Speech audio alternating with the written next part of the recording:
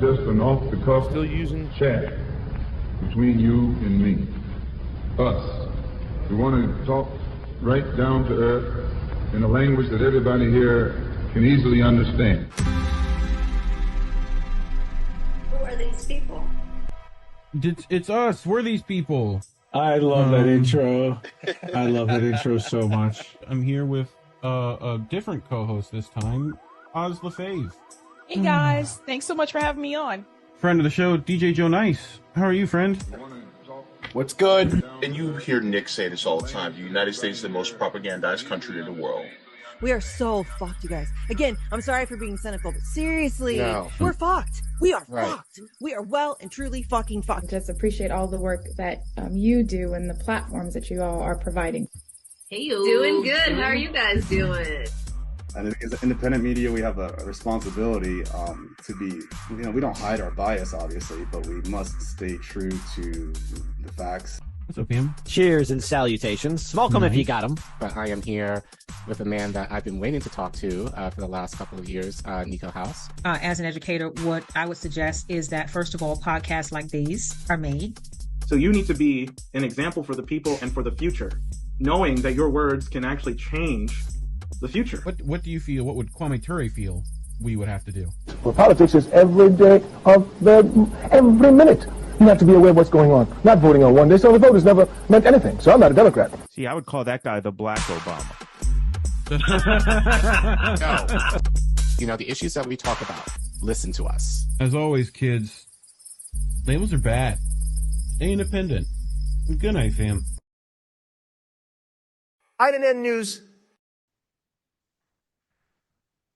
And what's up, everybody? There you go. Welcome to INN News. We're here. It's Wednesday. It is Wednesday, my dudes. Dude, is the all right? Because I look on it on YouTube and it's nice and clean, but I look on this screen and I got over here and it's like crappy. Yeah, it's blurry. Zoom makes it all blurry and stuff. It's good on our end. So what's with you using Zoom, Reef? Do you like the Chinese? What's wrong with you? Pretty much. Didn't you watch the McCullough show, the CCP? We were talking about it today, bro. Come on. Yep, I gotta be using other stuff. What the hell's wrong with you? It works enough, It does the job. Yeah. So, Collin, what are you gonna do with this guy over here, please? What's that? I don't know. What are you doing with this guy? I've been working with this guy for now a year and a half. I don't know what I'm going to do. He doesn't know what else to do. I've roped him into this. It's Stockholm syndrome at this point. Yeah. But anyway, we're here with Pasta. Everyone, you know him, you love him. Your favorite interim co-host for Jimmy Dore. He's here. Am I your favorites, guys? I don't know about that. I think that if they put it to a vote, you guys might vote in somebody. You might vote me off the island and vote somebody else in out there. So there we go. We got stories this week. By the way, we got 4 of them. Yeah. Which stories? Yeah. Well, the biggest one that made it hard to talk about anything else this week. We have to talk about it, but I'm actually going to talk about 2 stories. I'm going to kind of splice a couple of things. Yeah. One of them that's featuring your colleague Pasta in reference to some of the stuff that she said online, and then some stuff she had to kind of correct me on certain things that I was saying over the week that she had to kind of lay it on me a little bit. So, but obviously, Israel-Palestine conflict is the talk of the town right now. So obviously we have to talk about that. And Pasta's got to hang around Florida, and he still needs to eat bagels occasionally. So, Well, you've been hearing that I have to go back to Boca Raton, and it's already the cat's out of the bag, man. It's like, I've spoken openly about this, and I'm not going to lie, Collin. First of all, thank you, because I thought you were going to talk about my dinner, which is crow. I have to eat crow today. Obviously, the tweet that was sent out by RFK Jr. Really kind of just took the wind out of my sails, and then I was like, I think there's a shit line, right, Mr. Leahy? There's a limit, and I think it went over there. So Thank you for being, considerate and having some humility and talking about some of the things you have to be corrected on rather than the things that I need to eat my crow on because free range squab, Pasta. Right. Free range squab.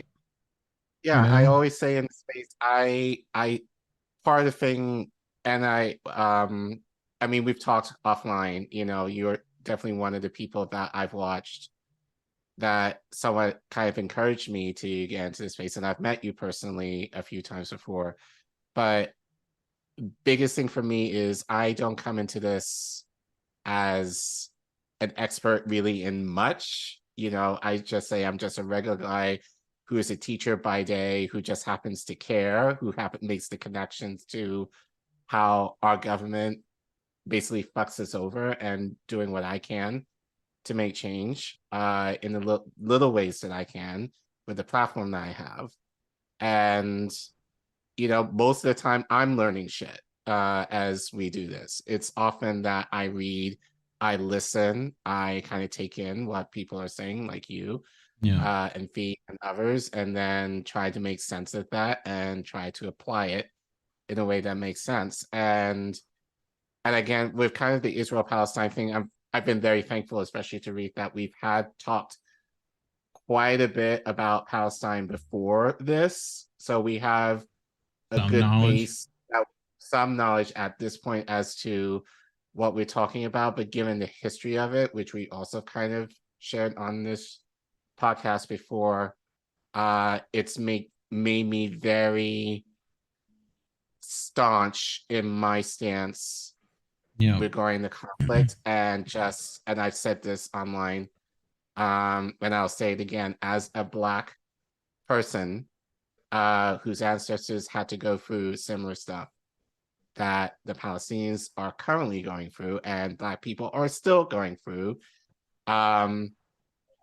Palestinians were there for us during the George Floyd protests, and they generally have been there for the Black community during the civil rights movement.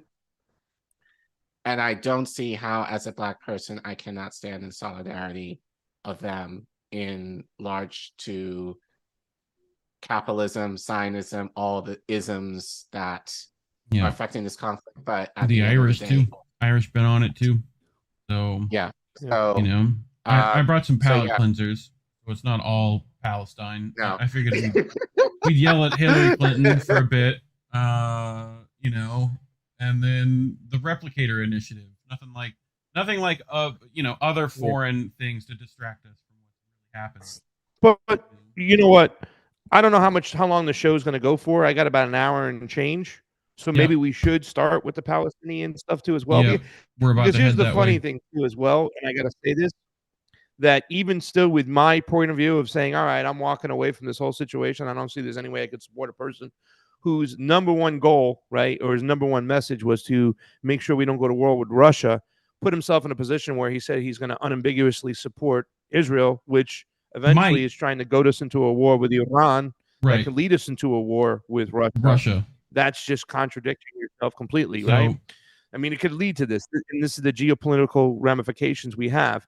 But at the end of the day, too, the sick thing is that dude still, somebody pointed out to me, still might be the best option that's on the table as far as weapons in the toolbox. And that's the crazy thing about the whole situation. That just shows you how broken and how fucked up our whole system is right now, that you have people like, Nikki Haley going, wipe them out, and I mean, Tulsi's tweets too as well, just shit.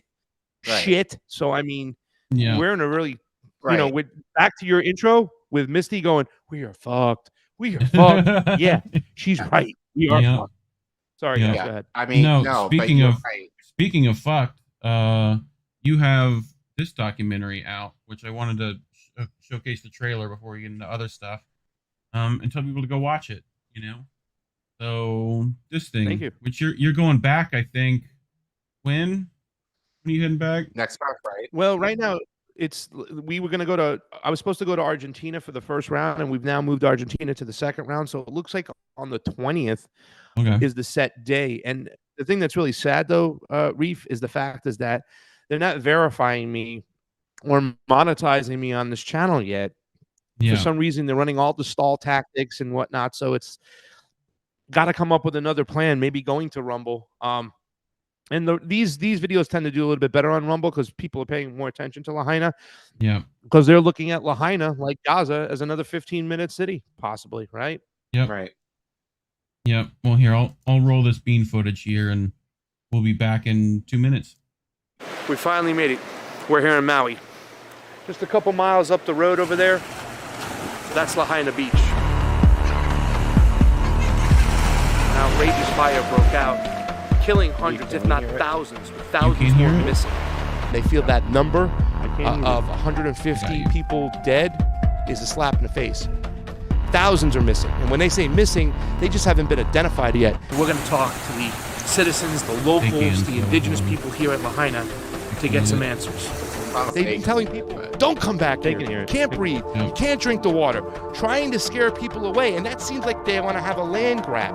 And people are very, very suspicious of this. The locals, the people who lost everything, those are the ones who are suspicious, and they want answers, and they're not going to stop. Why did the emergency sirens not get sounded? Why did they run out of water? Why were the police blocking people in so they couldn't escape from the deadly flames? Can you see the fence here?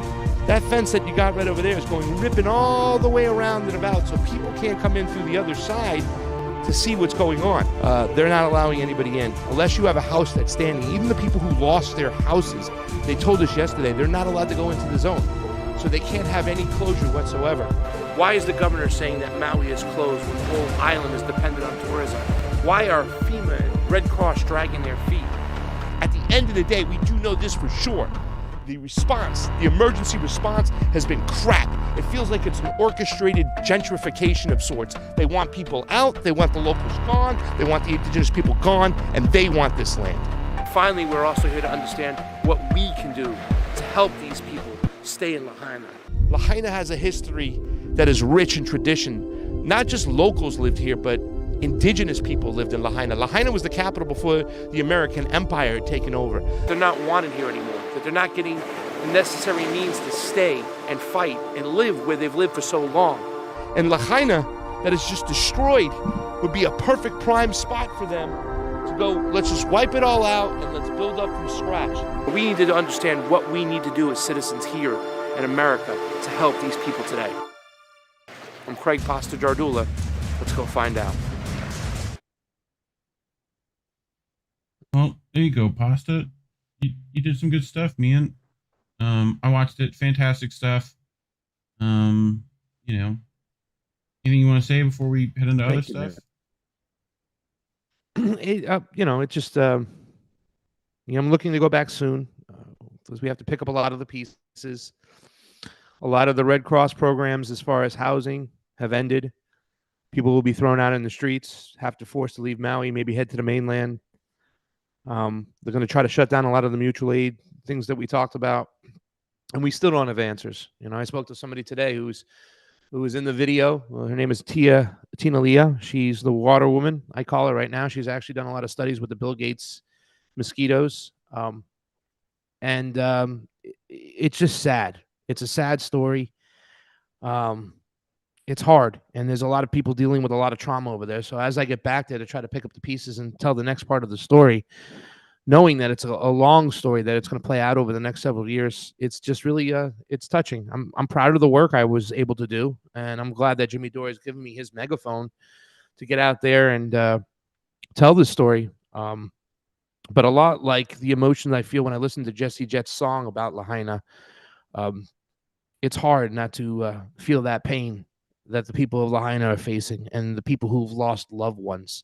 A lot of children died alone, and they were sent home, and there was no warning of this. So I encourage everybody to go watch this video. Like I said, you don't have to listen to or believe Craig Pasta Jardula. You can listen to the people of Lahaina, in which I was able to capture in this movie, and get their story out. So please, if you haven't watched it, go watch it, share it, get it out there.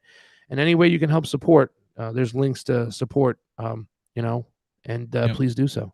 We have your documentary down in that doobly-doo for people who want to find it and are too lazy to go look it up. Description, whatever people want to call it. Mm-hmm. But this story's been on everyone's mind pretty much. You can't escape it if you're on Twitter. So hopefully I do this justice. I probably won't because there's just so much that has just been inundated from this over the past few days, and just really this is 7 decades of shite that we've had to deal with this. So we're probably going to be talking about this more in depth over the next few weeks, but we just want to kind of get a little taste as to and try and get more the perspective of not our politicians who are on the wrong side of history regarding this issue, and actually try and get some actual voices who have spoke on this in the past, who have spoke on this currently, and just trying to get more of the other side in terms of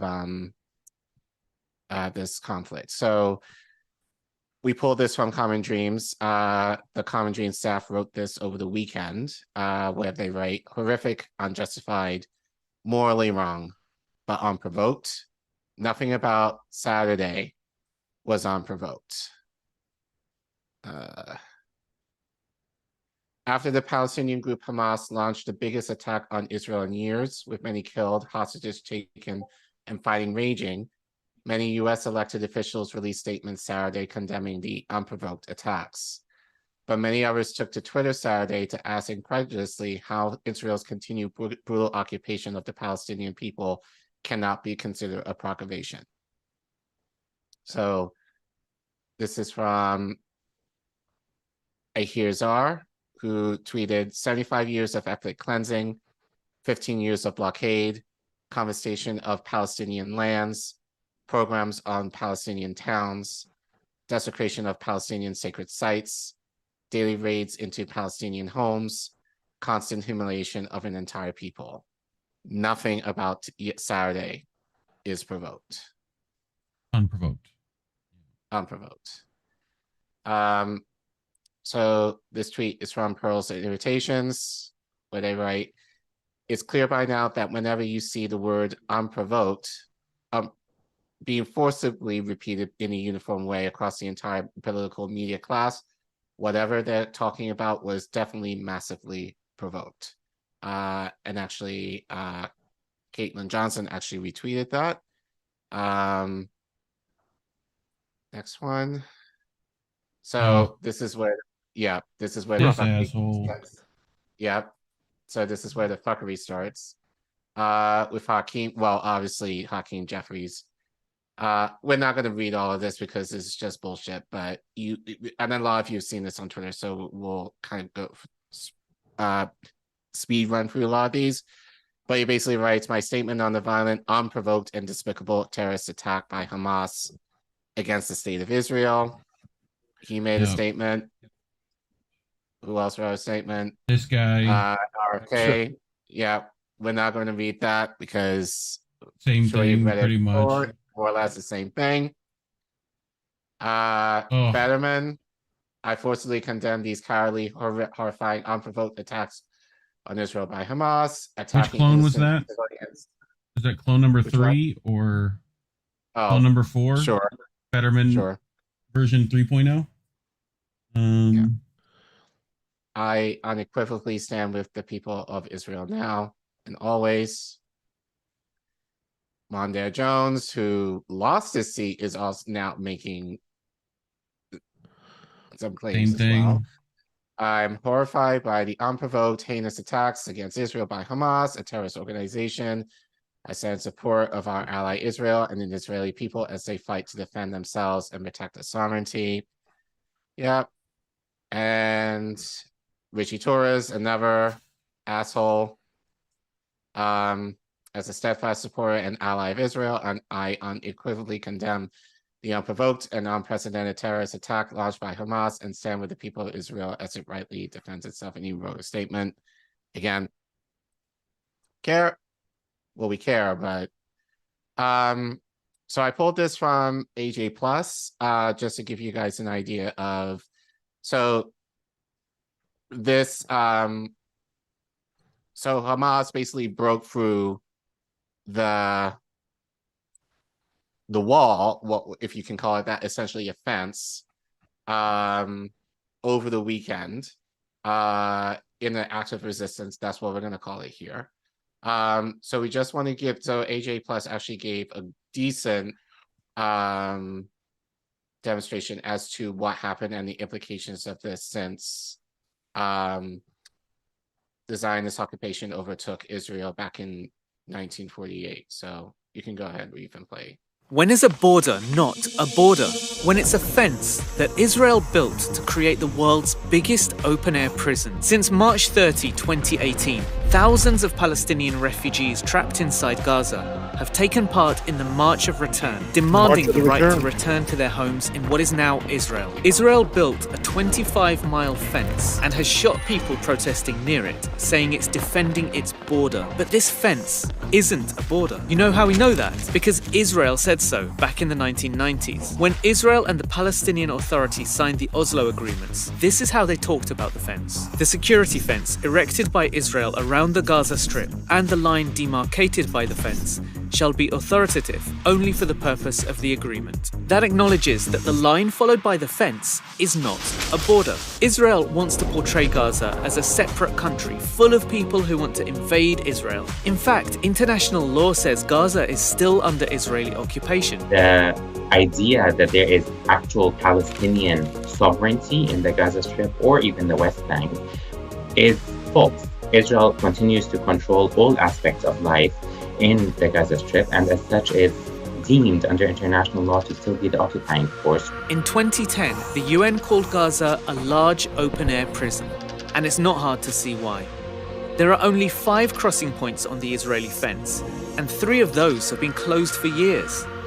Of the 2 that remain, only 1 of those is for people.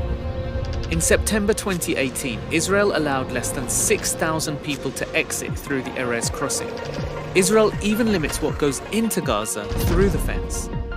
Sage, cardamom, ginger, dried fruit, and potato chips have all been on the prohibited list. It controls things that demonstrate the degree to which it occupies the territory, including the population registry. So if someone is born in the Gaza Strip and they are not registered within the Israeli authorities, they do not exist. They are unable to travel outside of the Gaza Strip.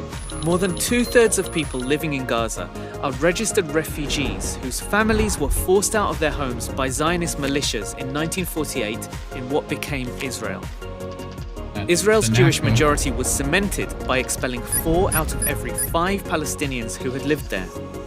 So this fence stands between Palestinians and their former homes, from which they were evicted and to which they've been forbidden from returning. It confines them to a strip of land in which they've been imprisoned as refugees for generations. To the Palestinians of Gaza taking part in the March of Return, they're not breaching another country's borders. They're simply attempting to go home.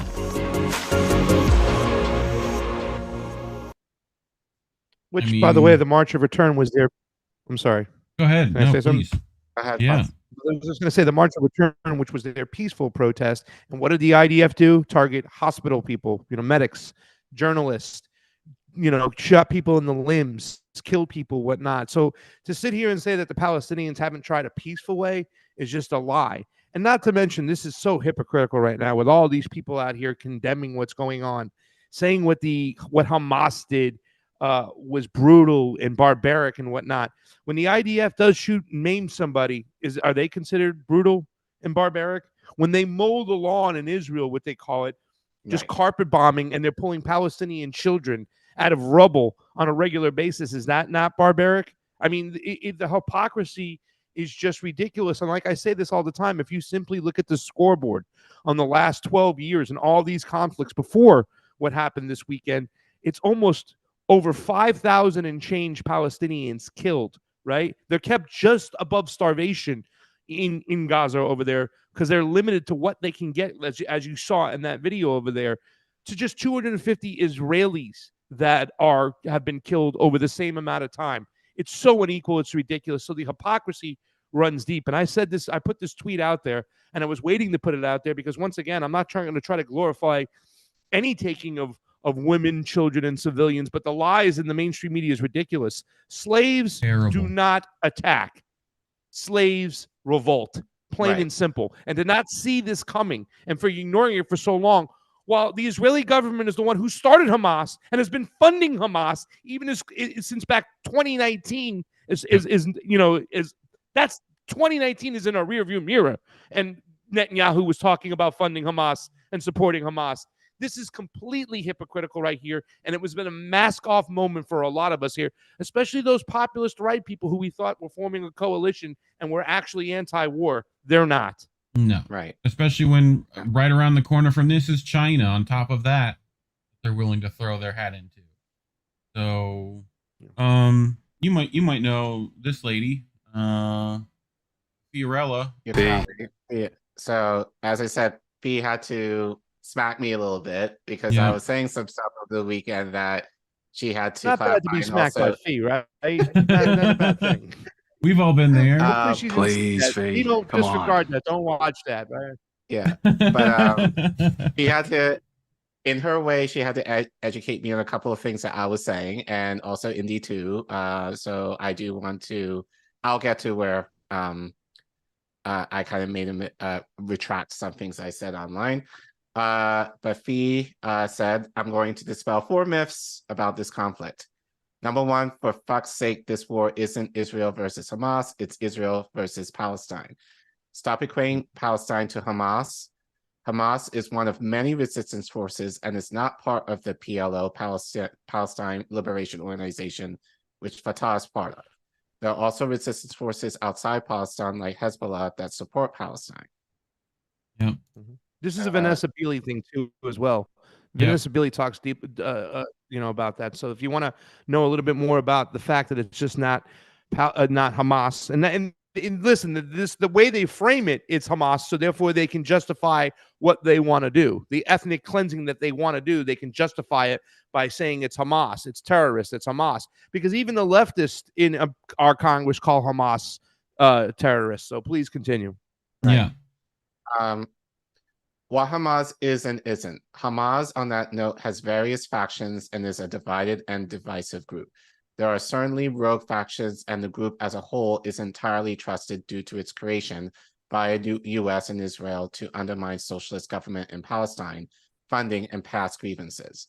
But Hamas has been used as a red herring to distract from all of Israel's war crimes of the century by tying them to terrorism. This has also been used by Israel to attack Palestinian civilians countless times, saying that they were going after Hamas. Americans and Westerners who were propagandized against Muslims after our government created and radicalized actual terrorist groups to accomplish 9/11 and then the war on terror easily fall for this trope. Yep.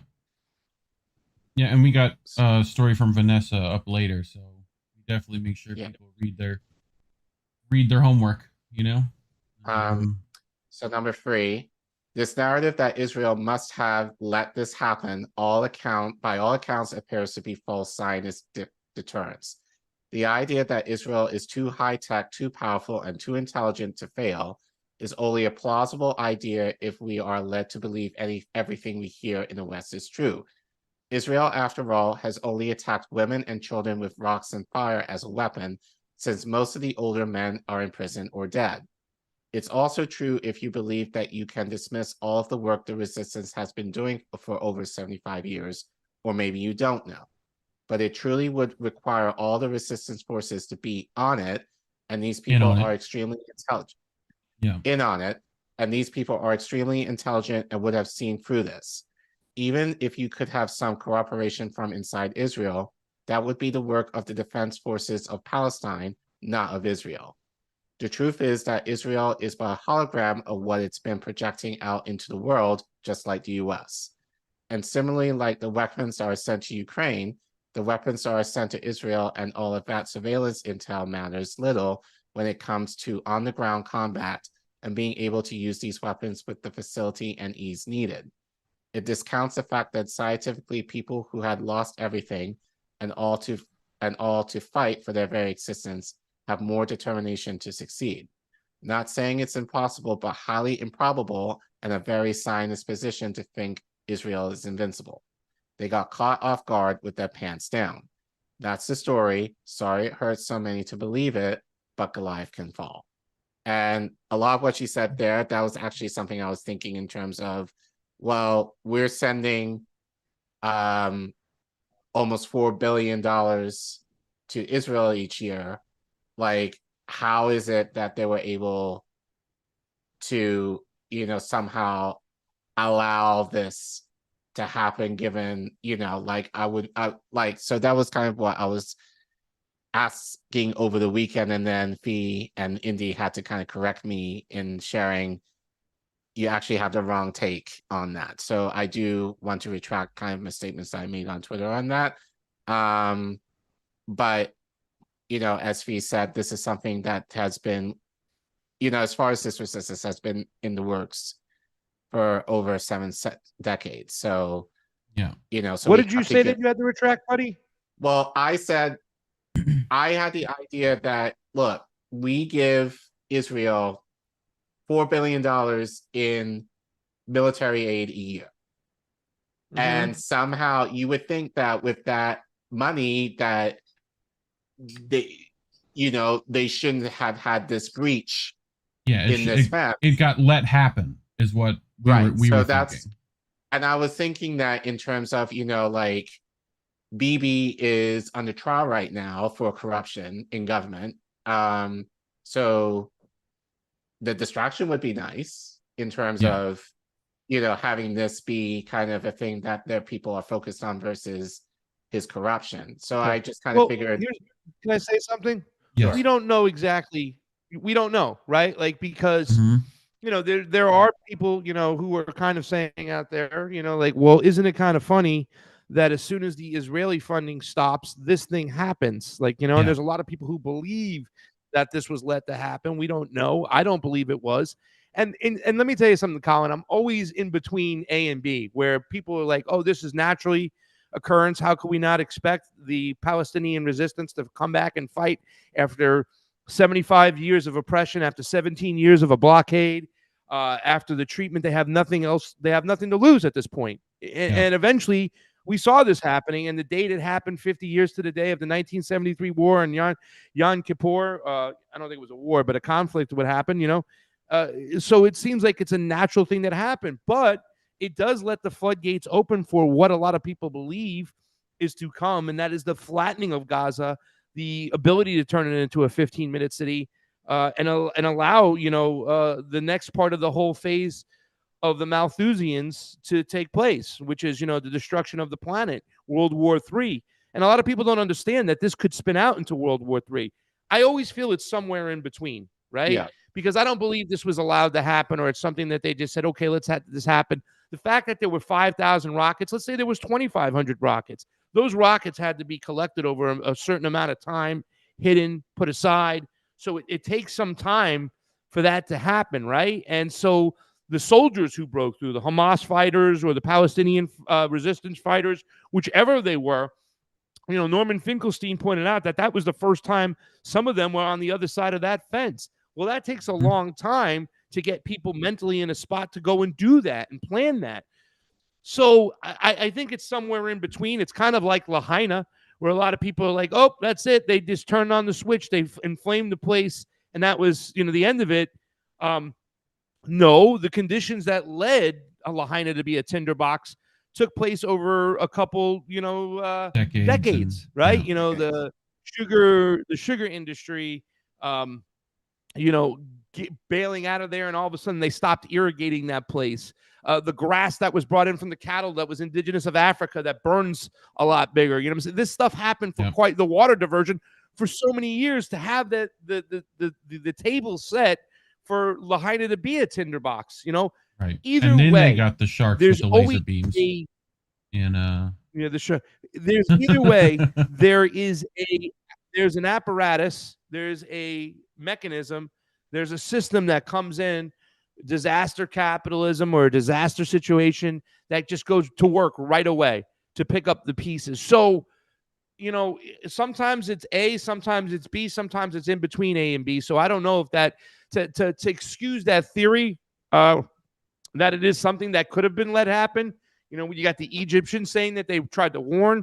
Right. Yeah. I don't know. I think it's somewhere in between. It should always be left on the table for discussion. Sure. Yep. Yeah. Now Fiorella's going to smack me. You're used to it, though. That handprint's still there usually. You know. I'll finish what she said here. There's absolutely zero evidence that Palestinians have been raping women in Israel. None.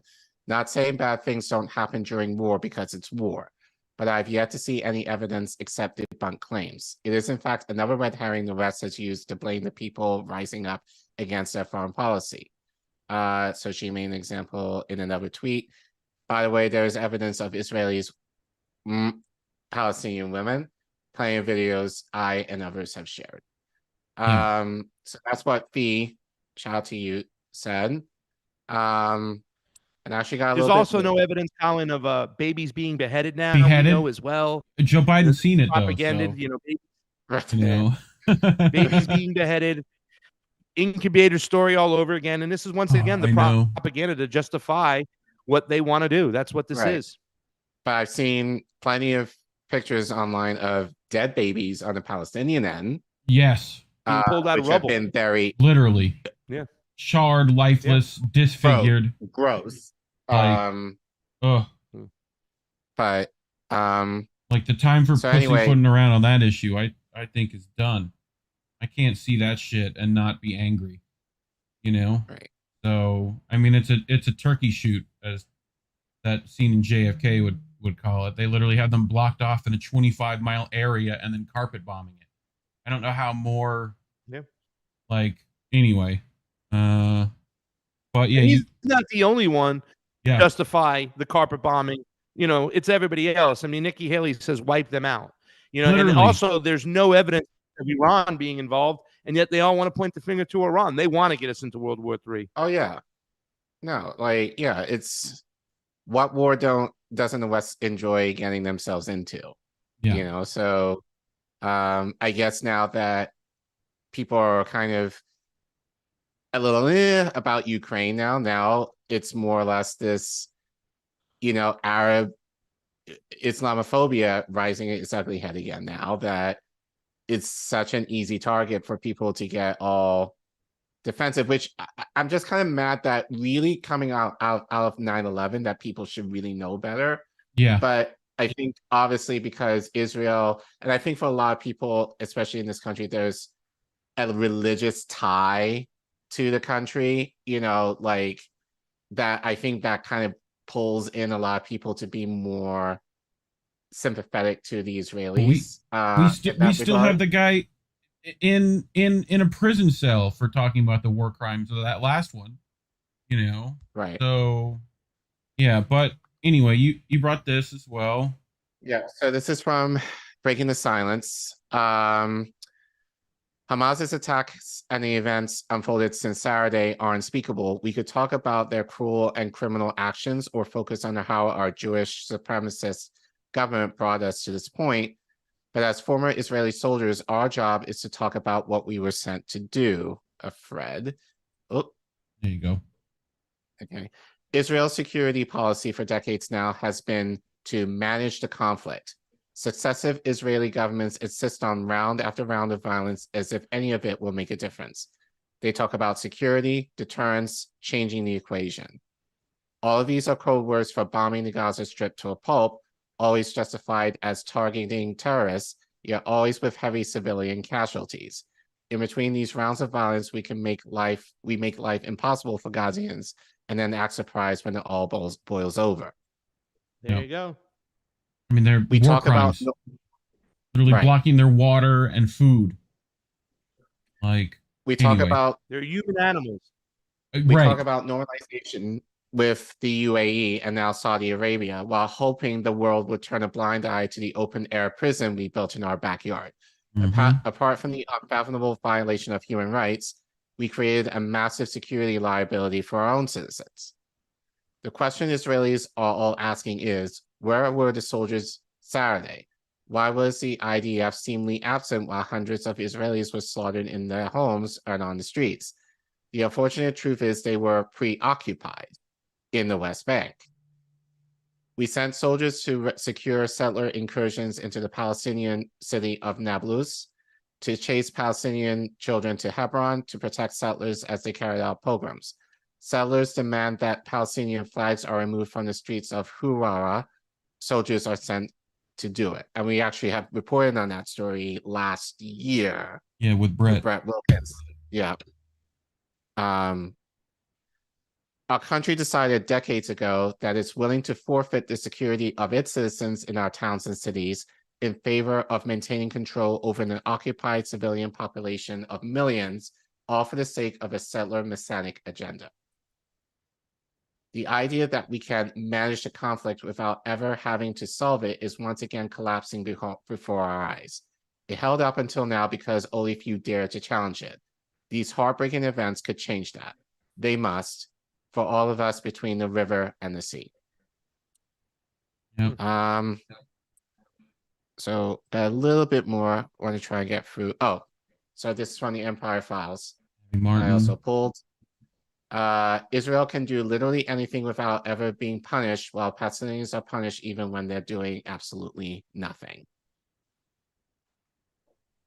And then this is yeah. So had to pull Kwame because he's talked about Zionism, and I think that's the issue that people are not talking about with this whole conflict, is how Zionism is basically the root of all of this. So I just felt like, again, we don't know, and especially for, I have to say this, for Black people like that I've seen online who are basically like, we have nothing to do with this, has been kind of very, not surprising, but kind of disappointing to me, especially since, as I said, especially during the George Floyd protests, Palestinians were the first, or among the first, to show solidarity to Black people in the West and in America, given the George Floyd, and have always been in solidarity with us, even as far back as through the civil rights movement. So the idea that Black people are just like, you know, you see a lot of the kind of DSA people being upset at BLM pushing this out too, because they bought this propaganda. So interesting how that turnaround has happened. Right. So, well, but the argument that I've been making online is that, you know, like, as we've said, listen to our leaders, listen to our ancestors who have spoken about this. Axis spoke about this. We're going to play him in a minute.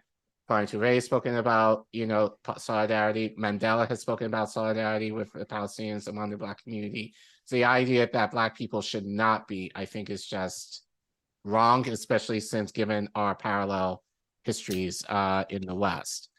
But here's Kwame Ture talking about a quick clip regarding Zionism, if you want to play that, Reef. A clear distinction between Judaism, a religion, and Zionism, a political philosophy. Zionism as a political philosophy is illegal, racist, immoral, and unjust. But all unjust systems seek always to dominate religions. Slavery sought to dominate Christianity to the point that some people could actually think that a slave master is a Christian. Of course, a slave master can never be a Christian. So Zionism itself tries to control Judaism and make Jews kill Palestinians in the name of God. Anyone looking at these two systems will come to see the unjust nature of Zionism. We must be involved in this struggle. Martin Luther King was fond of saying that injustice anywhere is a threat to justice everywhere. Consequently, anywhere there is injustice, conscious men and women must support the struggle for justice. Right. So, as I said, you know, and I tweeted this out, as a Black man, I have to stand in solidarity with the Palestinians, given what our leaders have said in the past and given how they've supported us in the past and more recently in terms of, and then also, you know, as we've said, you know, our cops are trained by Israeli armed forces. So when, you know, so when Black people get beat up by the cops, you can thank Israel. When you, the NYPD has a division, right, in Israel. Yeah. Right. Like, or when we give money to Israel for military aid, but when it comes to reparations for you, we don't have the money. We get like, Right. Like terrible. Or I mean, which like is probably one of Lahaina, for you, Pasta, like, oh, we don't have money for Exactly. Lahaina, but we're able to give a blank check or willing to give another blank check to Israel in light of this. Like, it makes no damn sense. The 150 billion going to Ukraine and Again, then nothing to right Lahaina. now. They're sending another 200. Yeah. Just letting that slip right they're on trying through. to- That's fine. I think there was only 200 million, which is nothing. But I mean, that is that's something they're trying to nothing. do It right wouldn't now. They're trying to wrap up. They're trying to wrap the Israeli funding bill with a Ukrainian funding bill right now. That's their next trick. They're going to do that to pass it through, you know. And I want to see if I want to see Matt Gaetz stand up against that one too as well. But then again, you know, he's sitting there with Marjorie Taylor Greene going, "Is Ukraine the 51st state? Well, is Israel the 51st state, homeboy? You know me." Like, figure it out. I mean, where's Hamas buying those weapons at? Anyone want to talk about that? No? Okay. Well, let's see all over the place. Let's see what Malcolm says about stuff. You know, he might have a word. So whatever kind of action program can be devised to get us the things that are ours by right, then I'm for that kind of action no matter what the action is. I don't think when a man is being criminally treated that some criminal has the right to tell that man what tactics to use to get the criminal off his back. When a criminal starts misusing me, I am going to use whatever necessary to get that criminal off my back. And the injustice that has been inflicted upon Negroes in this country by Uncle Sam is criminal.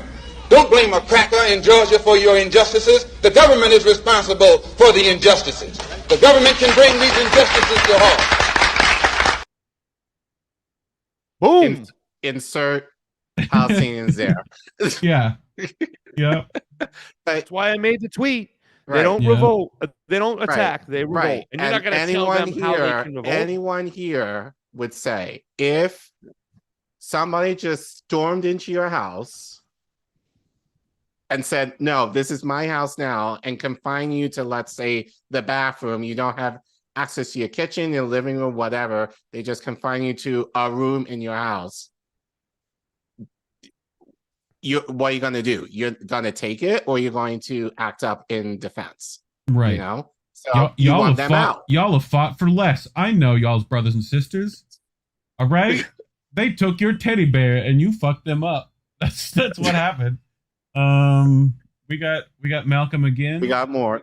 And we feel that our people have reached the point wherein we can see that we're going to have to go to war against the racists in this country and make war against them ourselves in order to preserve our own peace and in order to preserve our own lives and our own property. And this is not advocating any kind of violence. This is being prepared to retaliate against those who are violent with us. And we think that this is the only language that the Ku Klux Klan and the White Citizens Council and the George Lincoln Rockwells and these other racists and extremists understand. It's not advocating violence. Our people there are already the victims of violence and have been the victims of brutal violence on the part of the Klan. We're advocating self-defense units and self-defense units alone. Right. So the same way that Israel has a right to defend themselves, well, the thing is, Palestinians are considered subhuman, so they don't think of them anything at all. But if you're thinking of it from more of a humanistic standpoint, then they also have the right to, and then we're not promoting violence here. But no, you don't have to give the disclaimer. You don't have to give the but disclaimer. I think I have to say, no, I think I do have to say it. Disclaimer. But, you know, but like, I feel as you, you said, Israelis, Collin, as you said, Pasta, Collin, they use a term calling mow the lawn. Yes. Right. Fucking carpet bombing the place while they're keeping people in there that have no freedom of travel and movement. You're not going to sit there and tell these people how to revolt. Somebody said, "Oh, they've gone back a step because the way they did it." We just mentioned all the other ways they're inhumane to the Palestinian people on a regular basis. And if you simply look at the numbers, 5,000 plus killed over the last 12 years in these conflicts compared to 250. Yeah. I'm just sorry. I'm done giving that disclaimer anymore because it's bullshit. Every Israeli citizen all those people really is required to be in the IDF. Yes. So they're everybody over the age of 18 is a military personnel. Right. And you know what I'm saying? I mean, none of these people who are calling Hamas barbaric and animal have said anything when Israel inflicts their pain and their punishment on the Palestinian people. None of them. So they should all shut the F up. Hypocritical at best. You got one last thing, right? One more. Last one. And we probably should do a deep dive on this guy because I was only found out about this guy on Monday when I was doing this research, but I think we definitely should look at this guy a little bit more. So this is especially get mustache grooming tips. This is Ghassan Kanafani. He was a Palestinian activist and journalist. He was one of the forefront guys for the Popular Front for Liberation of Palestine movement. So he actually died, as they all do, young. So he died, I believe, in 1972. But here was an interview that I found that he was speaking in terms of, I guess this is around the 60s that he was talking about, the Israeli occupation. So he was doing an interview here regarding what that was like back then. So if you can play that too. These people, the Palestinian people, prefer to die standing than to lose its case. We achieved proving that the king is wrong. We achieved proving that this nation is going to continue fighting till victory. We achieved that our people could never be defeated. We achieved teaching every single person in this world that we are a small, brave nation who are going to fight to the last drop of blood to put justice for ourselves after the world failed in giving it to us. The civil war has been quite fruitless. It's not a civil war. It's a people defending themselves against a fascist government, which you are defending because just King Hussein has an Arab passport. It's not a civil war. Well, a conflict. It's not a conflict. It's a liberation movement fighting for justice. Well, whatever it might be best called. It's not whatever, because this is where the problems start. Because this is what makes you ask all your questions. This is exactly where the problems start. This is a people who is discriminated, is fighting for his rights. This is a story. Why won't your organization engage in peace talks with the Israelis? You don't mean exactly peace talks. You mean capitulation, surrendering. Why not just talk? Talk to whom? Talk to the Israeli leaders. That's kind of conversation between the sword and the neck, you mean? Talk to stop fighting, to stop the death and the misery, the destruction, the pain. The misery and the destruction and the pain and the death of whom? Of Palestinians, of Israelis, of Arabs. Of the Palestinian people who are uprooted, thrown in the camps, living in starvation, killed for 20 years, and forbidden to use even the name Palestinians. They're better that way than dead, though. Maybe to you, but to us, it's not. To us, to liberate our country, to have dignity, to have respect, to have our mere human rights is something as essential as life itself. Notice what the interviewer said there. It was like, better for you to live in a hellhole than death. Right. Yeah, better for you to be tortured. That's awesome. What was that line, Pasta? Like talking the sword, talking to the neck. Yeah. You know? Yeah. It's just wow. Can you send me that clip? Sure. Collin and Reef, send me the Malcolm X clips too as well. I'd like to have those all today. Yes, sir. I mean that is just awesome.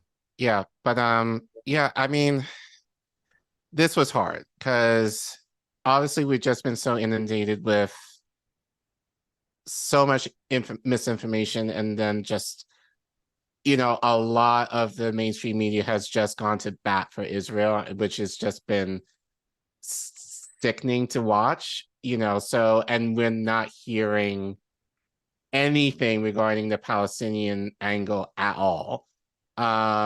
So, Reef and I deemed it important that, of course, being an independent media, we have the means to do that, and we have the means to offer truth to people, but also more importantly, and I think in our audience, they have an understanding of this by now, is that, all of this stems from capitalism, Zionism, settler colonial, all the isms that have put the Palestinians in this position, for 7 decades. And the idea that, as you said, they tried the peaceful route and nothing happened. So now and their water was poisoned and their children were like beaten. Like, even with that, like this is the place where they have facial tracking on rifles on gates that children have to walk through. Like, and then we go buy those rifles because they do such a good job on them. Like, this is the issue. It's yes, it's foreign policy, but that foreign policy comes back home, and if you're going to get it wrong, it means you're going to get a lot of other stuff wrong. Like, if you're both sides in this issue, you should be ashamed. Like, right.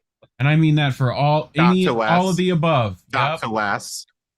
West, like, just as an aside, I'm so disappointed that he is getting this wrong. Like, he went off on Harvard students, basically saying there's nuance to this issue. No, there isn't. No, there's not. Like, it's very simple. There's no nuance. No, you need nuance because you're trying to for supporting Palestine, and here you are. Probably your former students actually doing the right thing, and you're demolishing them on account of them being hard and heavy on the reality of Israel. Like, it's just been really disappointing. But that so many people that have just gone this evil, actually just really both sizing it, I think, to me is way worse, because these are people that allegedly should know better. Right.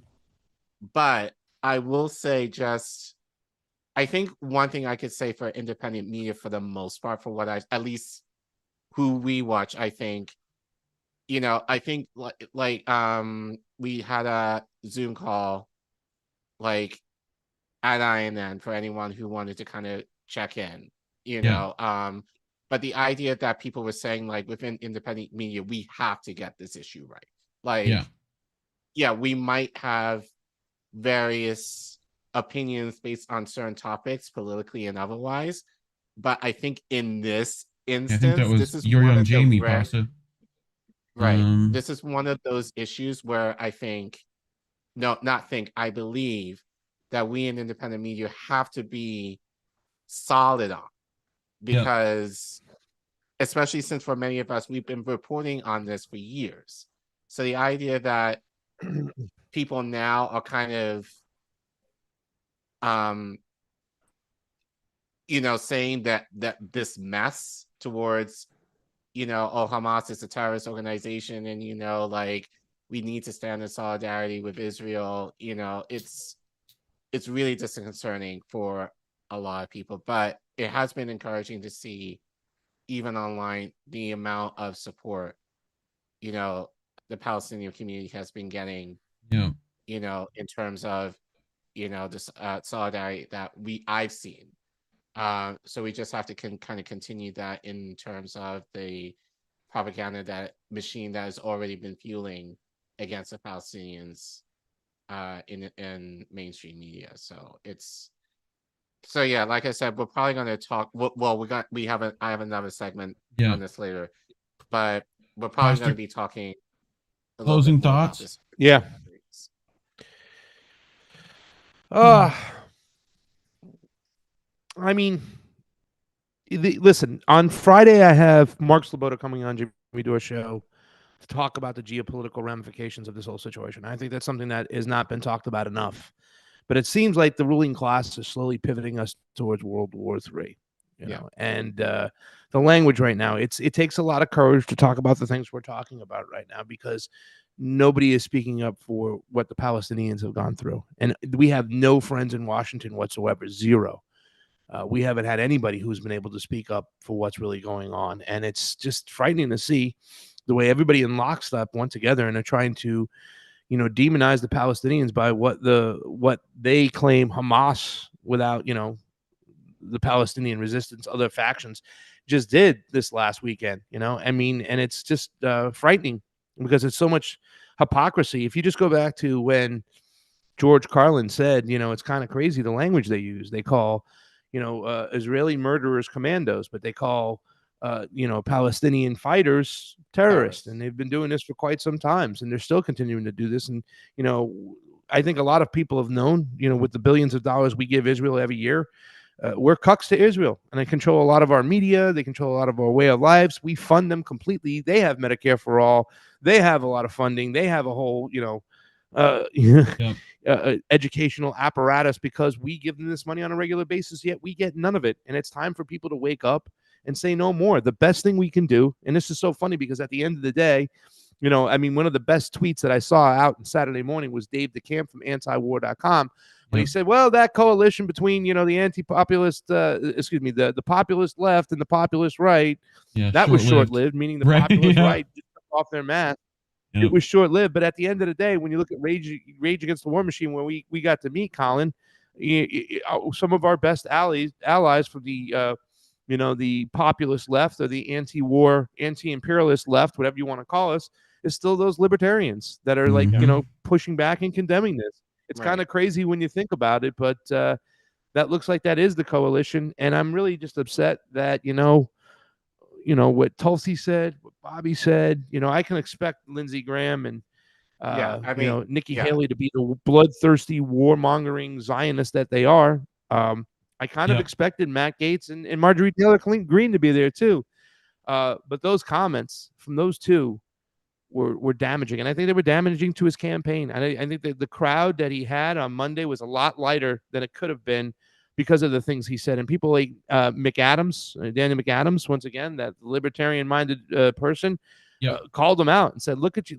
You just tanked your whole fucking campaign." And I pushed back on Nick from RBN a couple months ago when he said that, like, he just tanked his campaign. I'm like, no, he did not. But man, he sure as hell put a big dent in it the other day on Monday.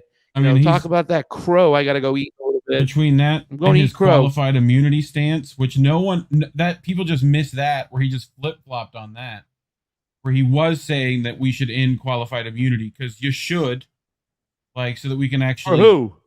For cops, for any judges, pharmaceutical companies. Them too. Like, how do you, like, they literally, we can sue doctors supposedly, like, so yeah. Who knows? The whole thing about it is that one of the main reasons I was out there to support, and the argument I made when we had our Zoom call the other day to Collin was, Collin, I get where you're coming from. I understand where you're coming from. I don't want to lessen the death, and I don't want to lessen the destruction that these people have done, especially when it comes to Israel against the Palestinians.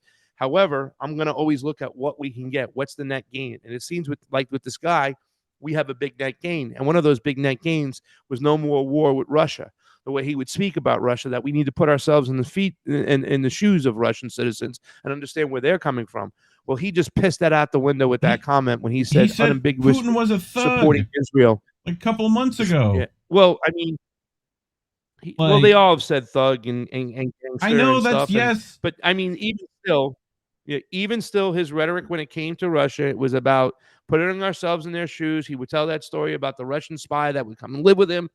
So at the end of the day, I thought he was the best to stop us from getting into World War III until those comments that were not only justifying the carpet bombing that came from Israel right after this whole situation, because he unambiguously standing by Israel no matter what and talking about standing her in an hour of need. But like I said, and we're going to talk about these geopolitical ramifications and how it can spin out of control this Friday with Mark Sloboda, who's one of the best at this stuff.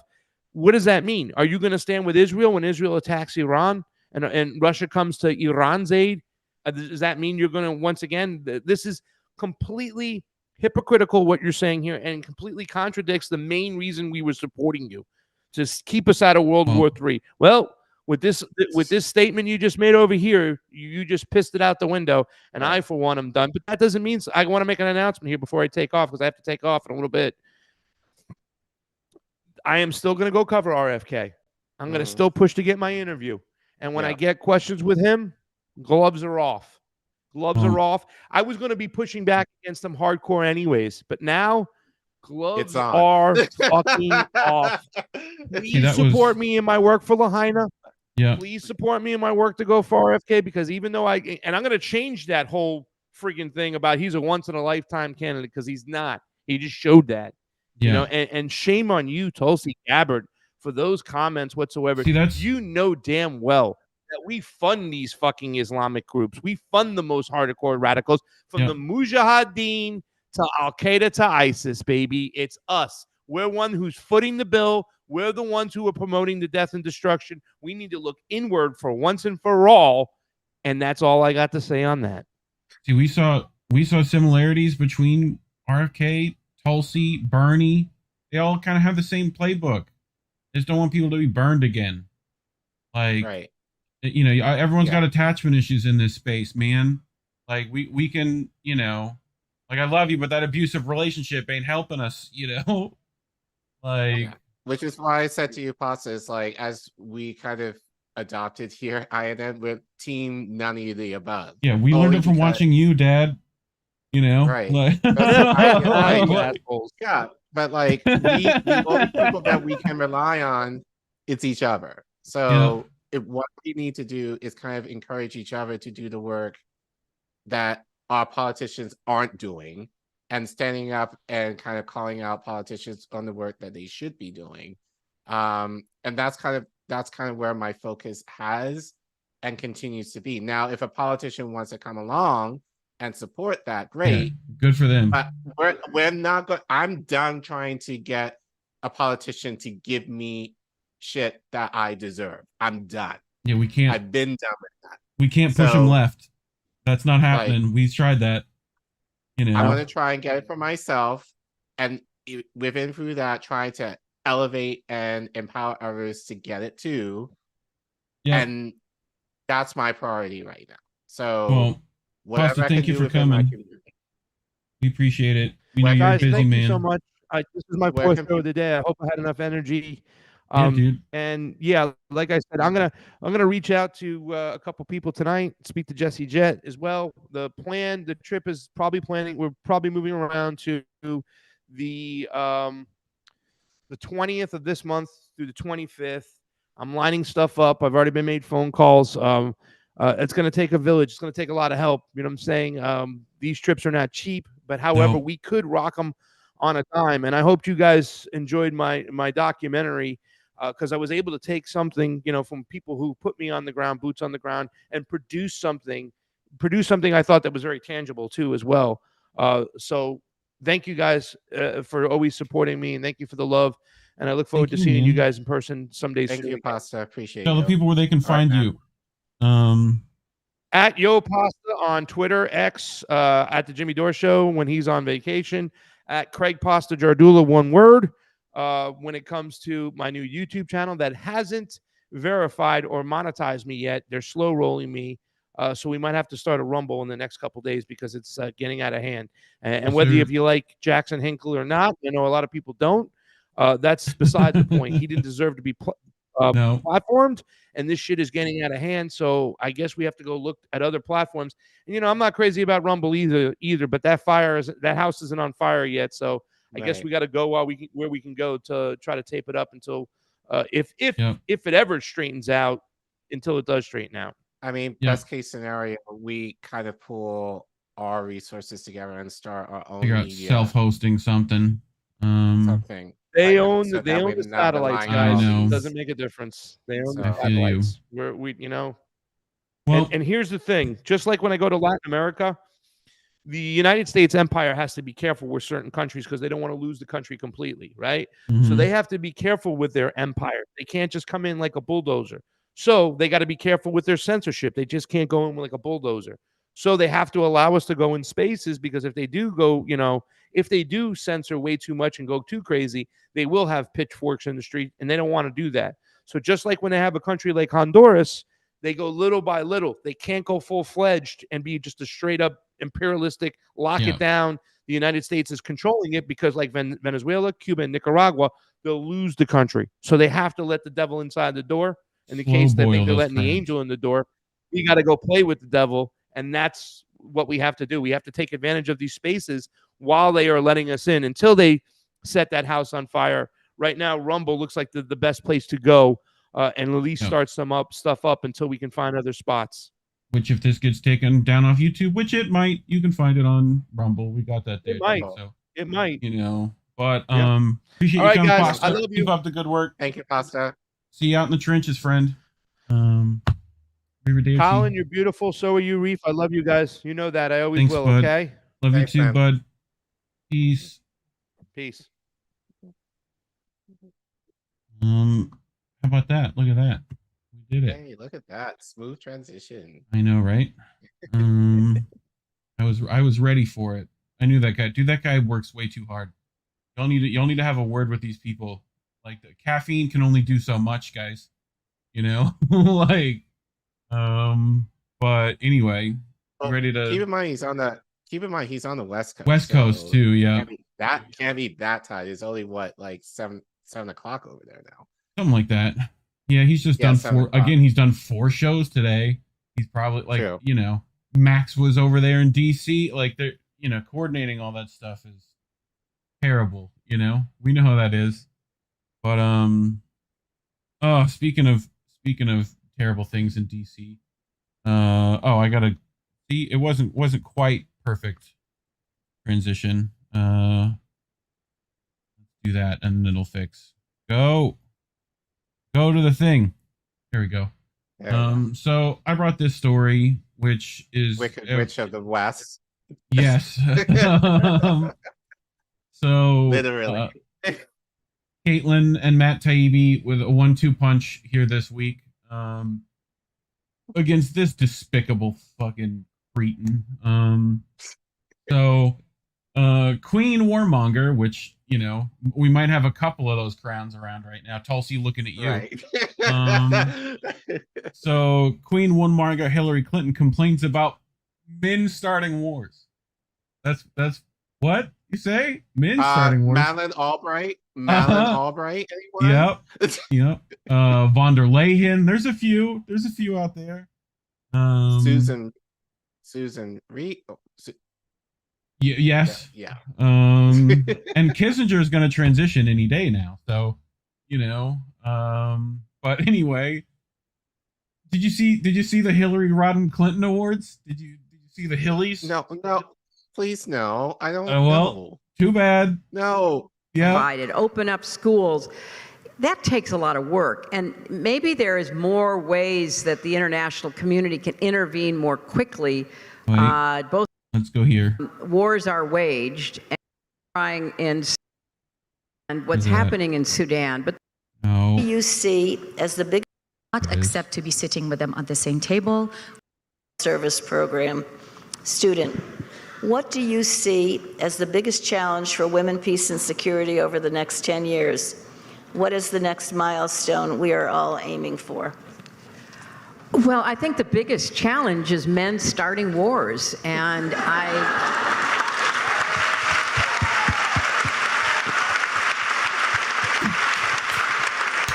Go on.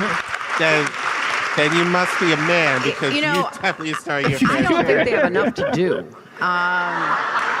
And it is really troubling that here we are in 2023, and you know, there's war breaking out everywhere. Some of it is already been spoken to, like what's happening in Yemen and what's happening in Sudan. But there's so many other places, and all of our efforts, especially on the multilateral level, to try to end wars are, you know, not as successful as we would like.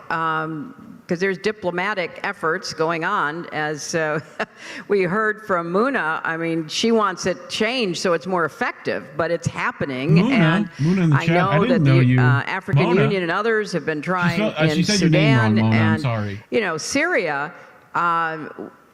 Even when I was Secretary of State, we were trying to end that conflict. But the mechanisms for trying to do that are not. You notice that? She's just like, when I was Secretary of State anyway. Moving on. Yeah. Sufficient any longer, and we're going to have to rethink that at the international level. But I do believe that one of our big challenges, and it was something Christiane referred to about Afghanistan. When wars are waged and won, and groups take over governments, there's often a lot of confusion about what they're supposed to do. And so, as Christiane said, the Haqqani network has been around forever. One of the ancestors of the Haqqanis, there's a picture of him with President Reagan in the White House, because the Haqqanis were major fighters in the war against the Soviet Union. AKA terrorists. When men fight for a long time. What did they become, Hillary? What did they become? What did they turn into? It's what they know to do. Governing is really hard. Making decisions about how you're going to get food to people, get agriculture going, get health care provided, open up schools. Sorry, what? You did none of that, though. I'm sorry, get health care provided? I'm sorry, I thought that would never come to pass.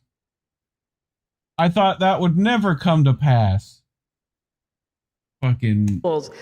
That takes a lot of work, and maybe there is more ways that the international community can intervene more quickly, both to prevent wars and then to try to end wars and then to try to help with transitions so that services can start up again and elections can be held and leaders can start to meet on a broad social basis. But first we've got to stop the wars from starting. Spooky in the chat. This is fucking surreal. Surreal would be better. I'd appreciate that.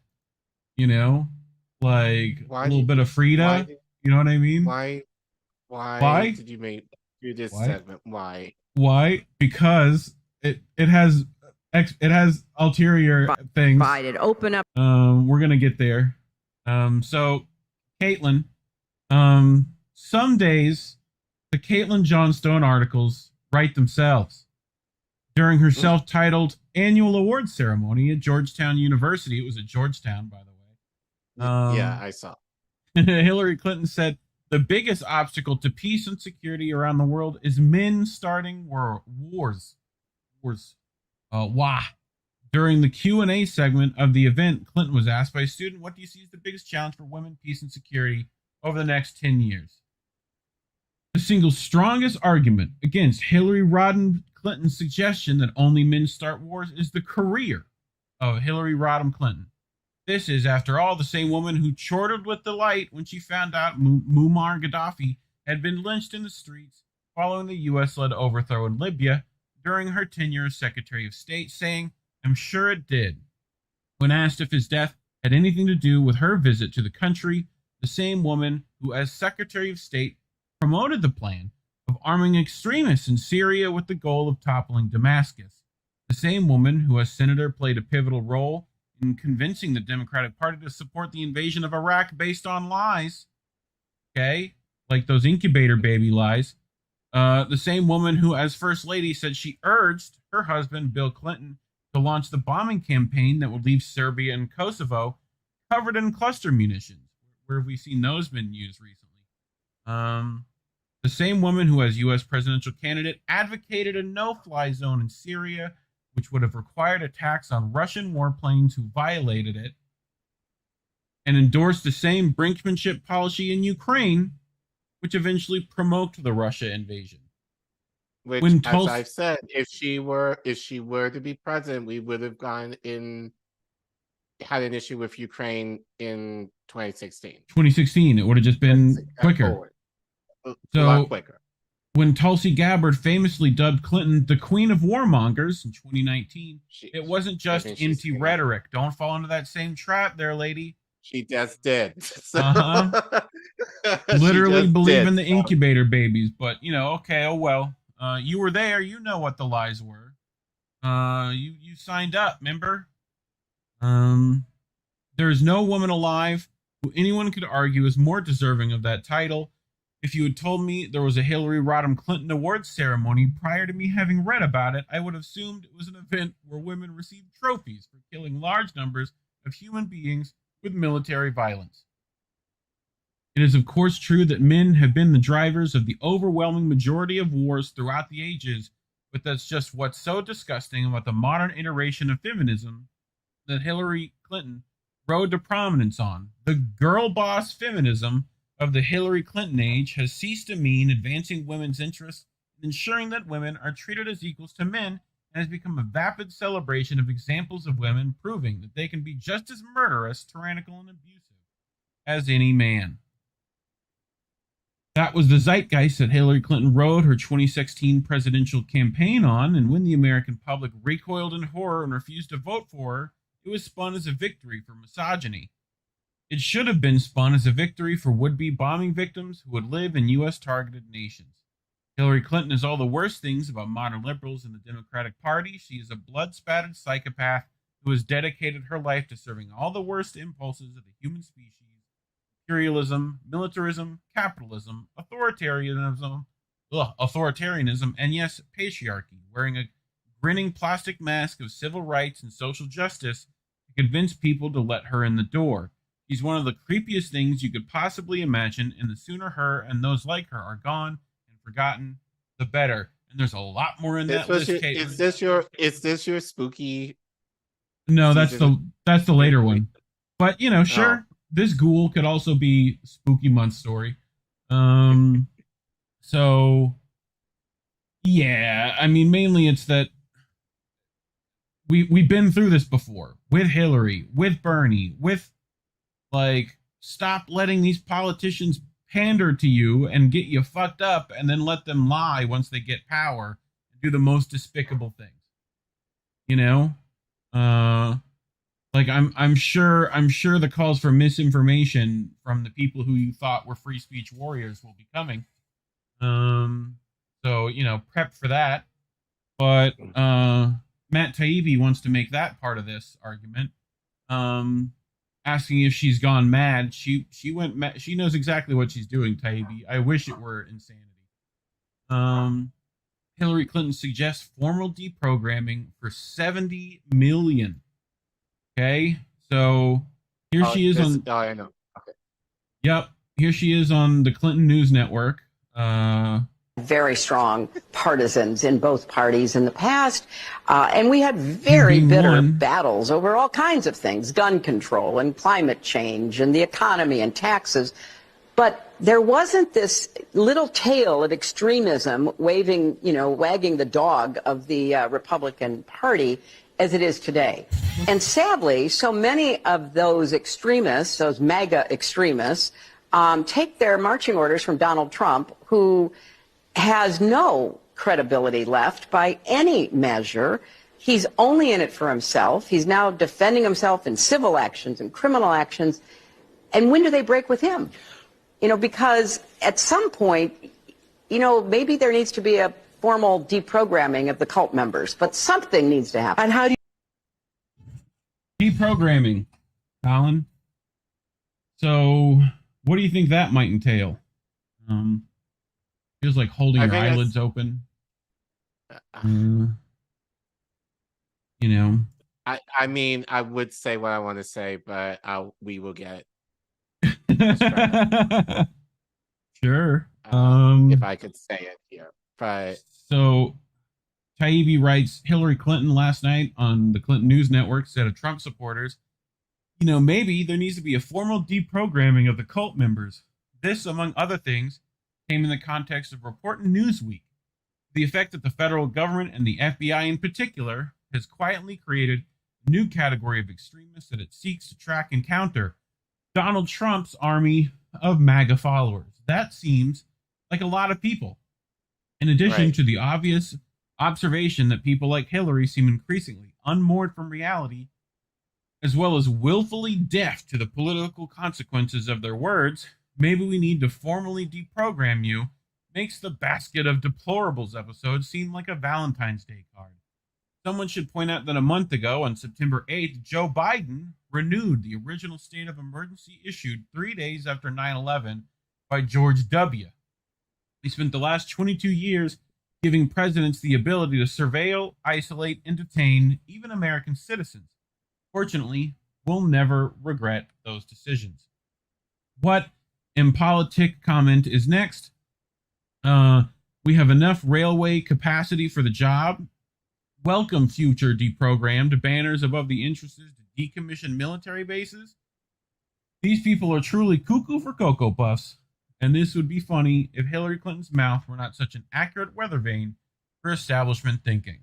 So yeah, deprogramming, deplatforming, all that fun stuff. So, you know. So basically getting rid of us. Yeah. In a matter of speaking. Yeah, and turn your brains into mush and whatever. Now, Collin, we've talked about a story known as MK Ultra, where they did what to black people in prison? Mm-hmm. How did that work? How did they try to deprogram you guys?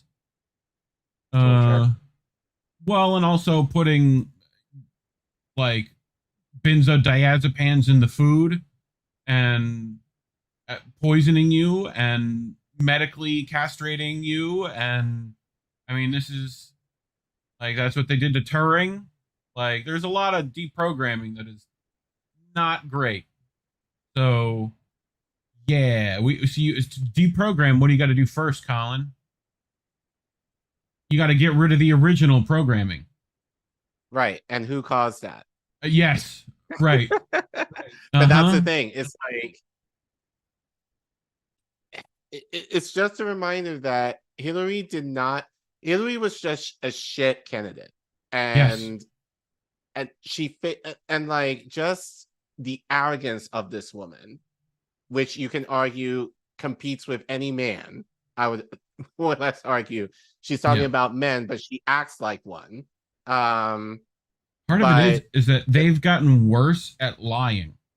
Partially because we're so fast at getting the truth out. I think they think they can get away with it because our brains, we don't retain information. We forget information like in 2 minutes versus like a decade ago. Yeah, it's just so distract. And the ones that are getting silenced are the ones that remember and continue to talk about what they've witnessed, what they've seen. Right.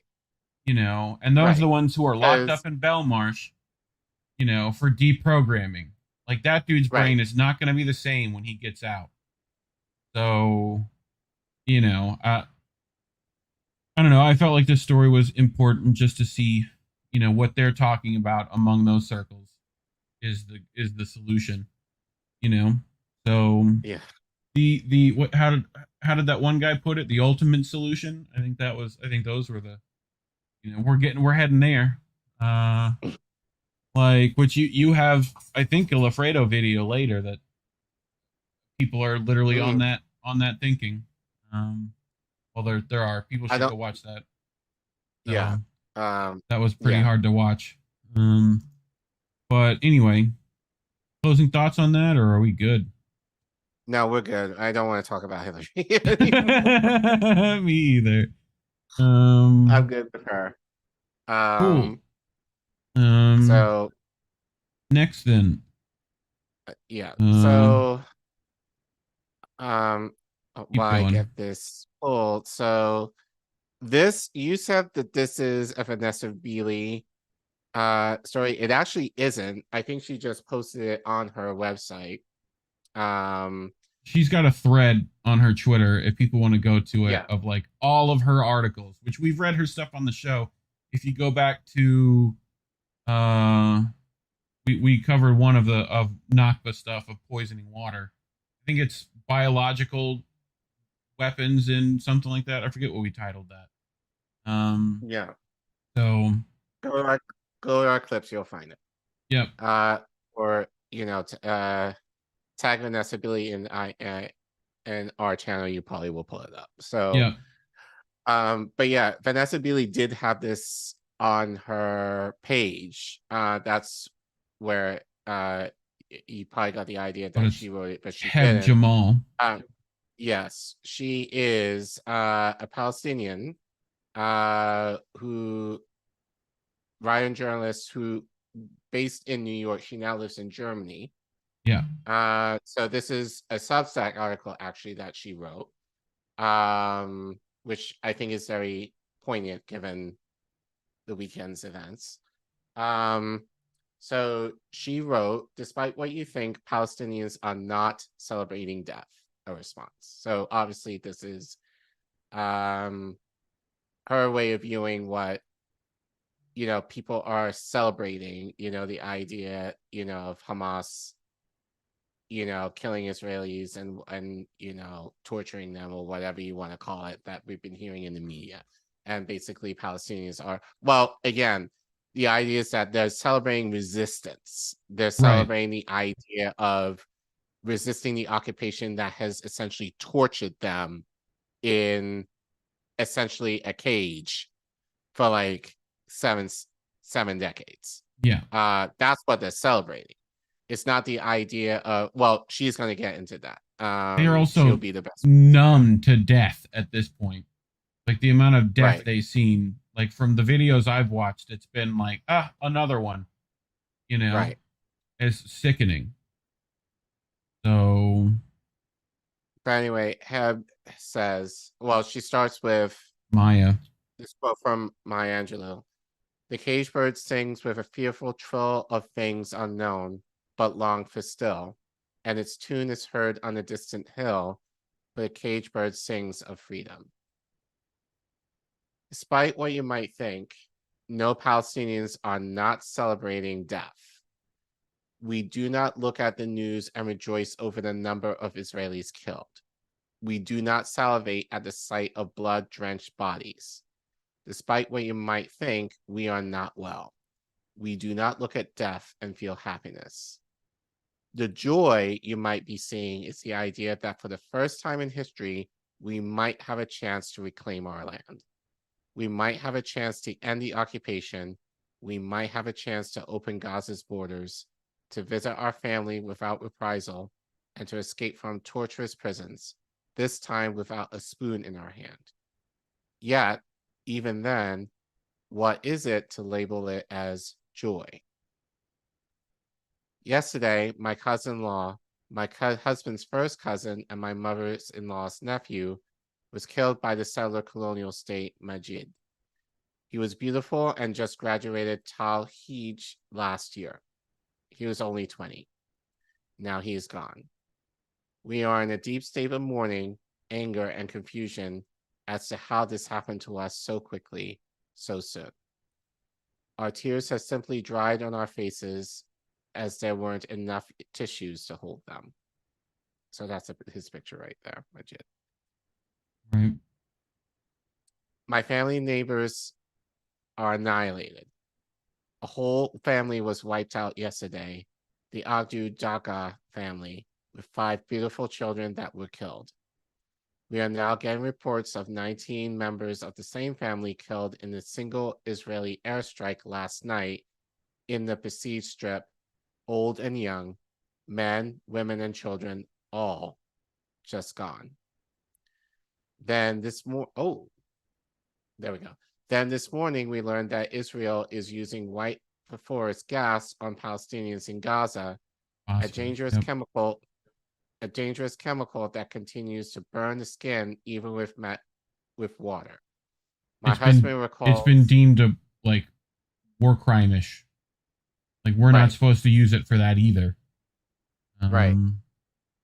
So my husband recalls they did the same in 2008 when he was a child. The gas can only be covered, but once it is uncovered, it burned again for days and days, he said. In the West Bank, settlers are being instructed to kill Palestinians on site, and we read our Facebook homepages like they are obituaries, seeing dozens of people we broke bread with disappear in a single moment.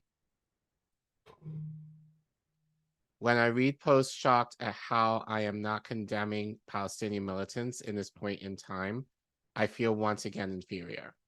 My value as a human is not seen the same. While we are in the most traumatic and gut-wrenching moments of our lives here, there are some who believe now it is the time to say that we have to condemn. We have to say that love trumps all. I truly goddamn wish that love trumps all. That it is love that leads revolutions. I wanted for my whole life to believe that by protesting long enough, by supporting BDS long enough, by writing long enough, I am actively making a difference. Well, I wasn't. Not in a way that might save my people's existence. In Gaza, despite bombs being dropped overhead, despite us losing tens and tens of our family members right this very second, they know that if it is not now, it will be later. They know this because their whole lives, that is all they had to see. They had to see mutilated bodies. They had to see their children dismembered in front of them, and they had to see their futures destroyed. 2004, 2005, 2008, 2009, 2011, 2014, 2017, 2018, 2021, 2022, 2023. Each war and assault on Gaza, it is the same. Each war, the amount dead was dismissed and treated lesser than. Our humanity is not valued, for if it was, it would be our pursuit for liberation. There has not been success in changing the perception of the Israeli public to actually see us as humans and to accept we will not live in a cage.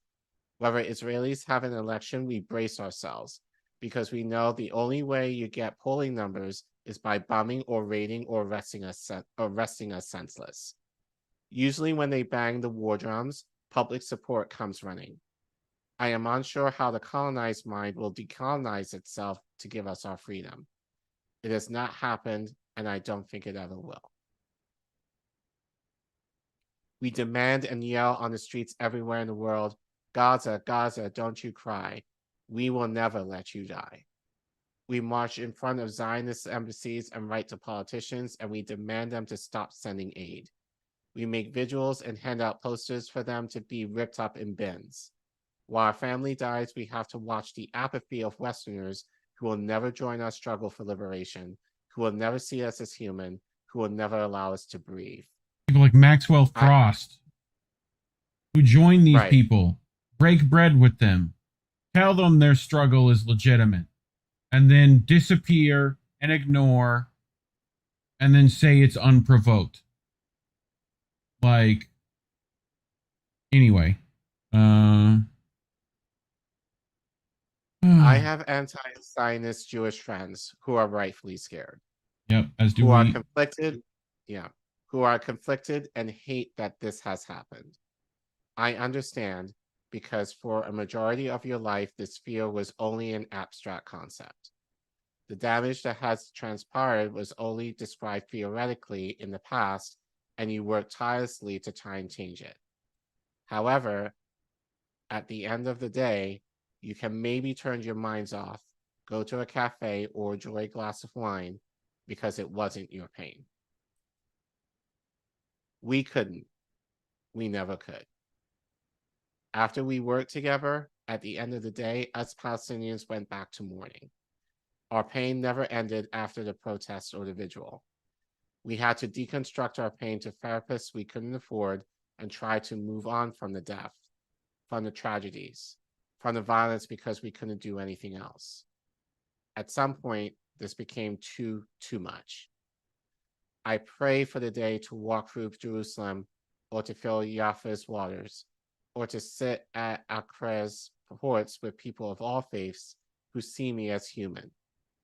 I hope for open borders and the destruction of walls and for the ability to walk side by side with you all, for it is not us who has never seen your humanity. I do not rejoice over death. I rejoice over the possibility to live. We are simply tired and hurt and grieving And I cannot condemn the militants if I believe even for a second that there might be a possibility for all of this finally coming to an end. Well, I do want to bring this Lafredo thing, because it's short, and I think speaks to this. Right, this is what they see on the other side of those protests. You know, this is the kind of person that yells back at them. Fuck Palestine! Palestine to my dick! What do you think the response should be from Netanyahu and the military to Gaza? Kill all Palestinians! All of them! Not one left from the river to the sea. Palestine will be deceased! And Israel need to do like this. You see? Now Gaza. Like this. Gaza need to do like this. Or like this, but all this Jewish. Two options. What do you think the response should be to Gaza? We gotta wipe them off the fucking map. I'm talking about every fucking flatten them like a parking lot. Yeah, wait. Flatten them out once and There's for all. nothing else you can do. They proved to us that there's nothing else you can do. We tried, and we tried everything. It doesn't work. We have to wipe them flat off the fucking map, like a fucking parking lot. I'm not stopping till all Arabs are wiped out. I think now it's the time that we need to erase Gaza.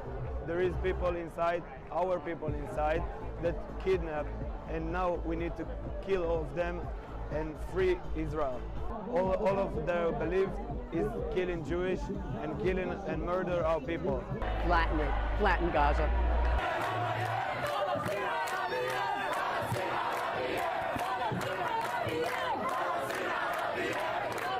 that will be the last war in Gaza. This will be? Yes, it should be.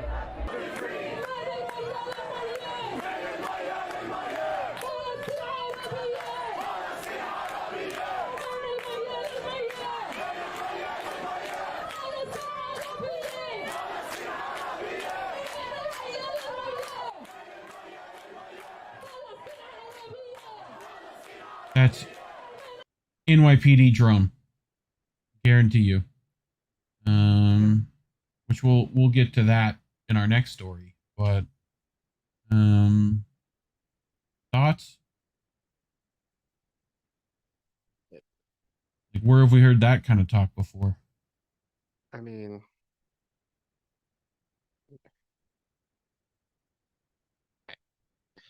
yeah. Yeah, I mean, what can I say? That's me. Yep. That's been my parents, actually, and not kidding, coming to the UK and being called monkeys, blackies, you know, like this is in, so. Windrush, yeah. Like,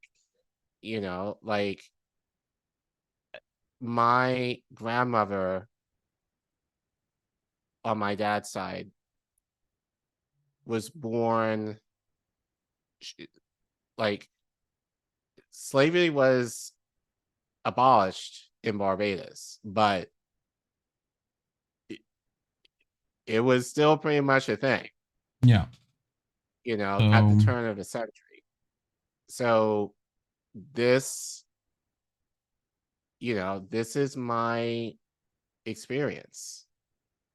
And as I said earlier with pasta, the idea for me to be like, well, it's nothing to do with me because they don't do shit for us, so I'm just gonna, and it's a lot of the ADOS FBAs who are like taking the stance of, well, we shouldn't do anything. Like, and there's a lot of American first assholes right now too that are like, well, why do we care? It's big. It's like, yeah, we're saying we already care. We send thousands and thousands of dollars over there. Right. Like, and yeah, this is like, Republicans saying turn the sand to glass all over again. This is, like, Israel has nukes. Like, do we want to go there? Right. Like, you don't think that's how that Fallout game starts? You know what I'm saying? Like, very easily that could happen. Right. You know, so Netanyahu's got a red button and is more than crazy enough. With your money. Right. With your money. Yeah. Your money is potentially sending us to World War III. Do you want that on your conscience? You know, think of it in that way. Or, as I said earlier, the next time you get stopped by the cops or stopped for having maybe weed and they beat your ass to a pulp, that's Israel right there. And you think that that doesn't have to do anything with you here. Like, it's all connected, folks. And the idea that, and again, I think a lot of it is a lack of education in part, but I think it's just, you know, because it's not a seemingly black issue, then it's like, well, not even that, not an African-American issue, then it's like, oh, we have nothing to do with that. We have to take care of our own. You can take care of your own and be in solidarity with others and other oppressed groups, especially the ones who have shown solidarity to us in the past. I don't know about you, but I'm real tired. At the same time. I'm real tired of the people who only deal with something until it affects them directly. Like, can we stop with that nonsense? Like, you know, there's no, stop looking for the good in all these assholes. There is none. Like, benefit of the doubt is not a thing anymore. No, and you know what bothers me, because I mentioned this to you and I said this on Twitter, the idea that churches are low-key okay with the idea of committing genocide to a people group is insane to me. Have the Palestinians tried swarms of locusts and raining frogs? I feel like that might be effective. You know, maybe a plague. I don't know, any more any more of these we can, you know, I mean, but it paint those doors red. Yeah. You know? But you know, I think it's hard. It's, you know, I think, you know, with Heaven's story, that's mine. Like, it parallels to the experience, not directly me, because you know, but like definitely my parents. I mean, they are calling these people subhuman. And it's also this fact that they're inherently violent. Where have we heard that before? Like, it's just in their genetics, they're violent. Or maybe it's the environment. Maybe it's like, are we really doing these conversations again? Like, it's just, I just wish that, it just makes me wish that people were more aware, and just over the weekend, just getting into Twitter fights with people of the idea of like, guys, like, this is not what you think or believe this is. This is not a one-sided thing of just like this militant terrorist group allegedly is coming in to essentially wipe out Israel. When Israel, like, think of it. Does Palestine have any representation in their government? No. Do they have, as what we saw earlier, do they have any representation even in the Gaza Strip or the Golan Heights or in the West Bank? No. Israel has authority over all of that. Yeah. And people are not making that connection, is that this is the fault of the Israeli government via the West.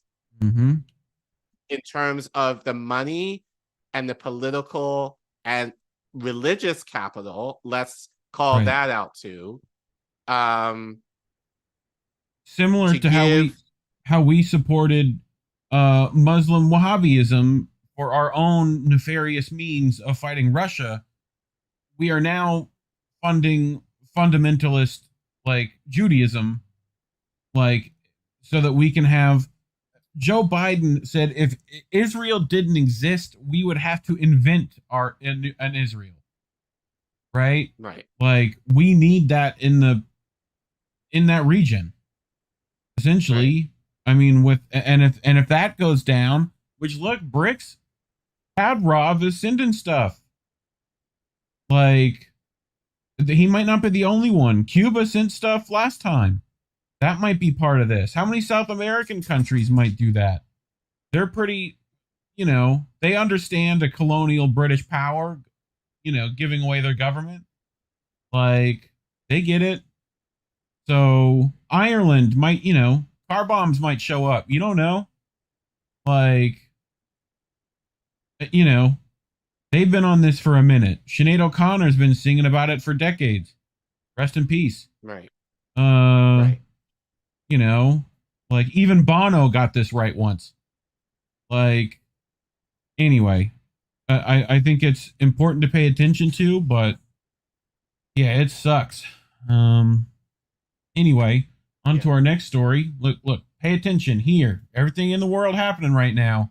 Head on a swivel, ladies and gentlemen. Okay? A lot of stuff happening. You got to pay attention. Right? Okay? So, while everything's happening over there, the Pentagon is having more techno fantasies. Okay, the quest for decisive U.S. military superiority over Beijing, China. But right, this is part of this too. Yes, and the ability to win a war against a nuclear-armed power is considered a fool's errand, writes William D. Hartung.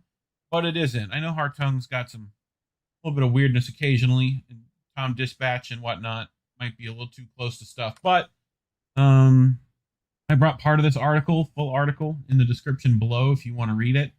But on August 28th, Deputy Secretary of Defense Kathleen Hicks, chose the occasion of a 3-day conference organized by the National Defense Industrial Association, aka the NDIA, the arms industry's biggest trade group, to announce the REPLICATOR Initiative.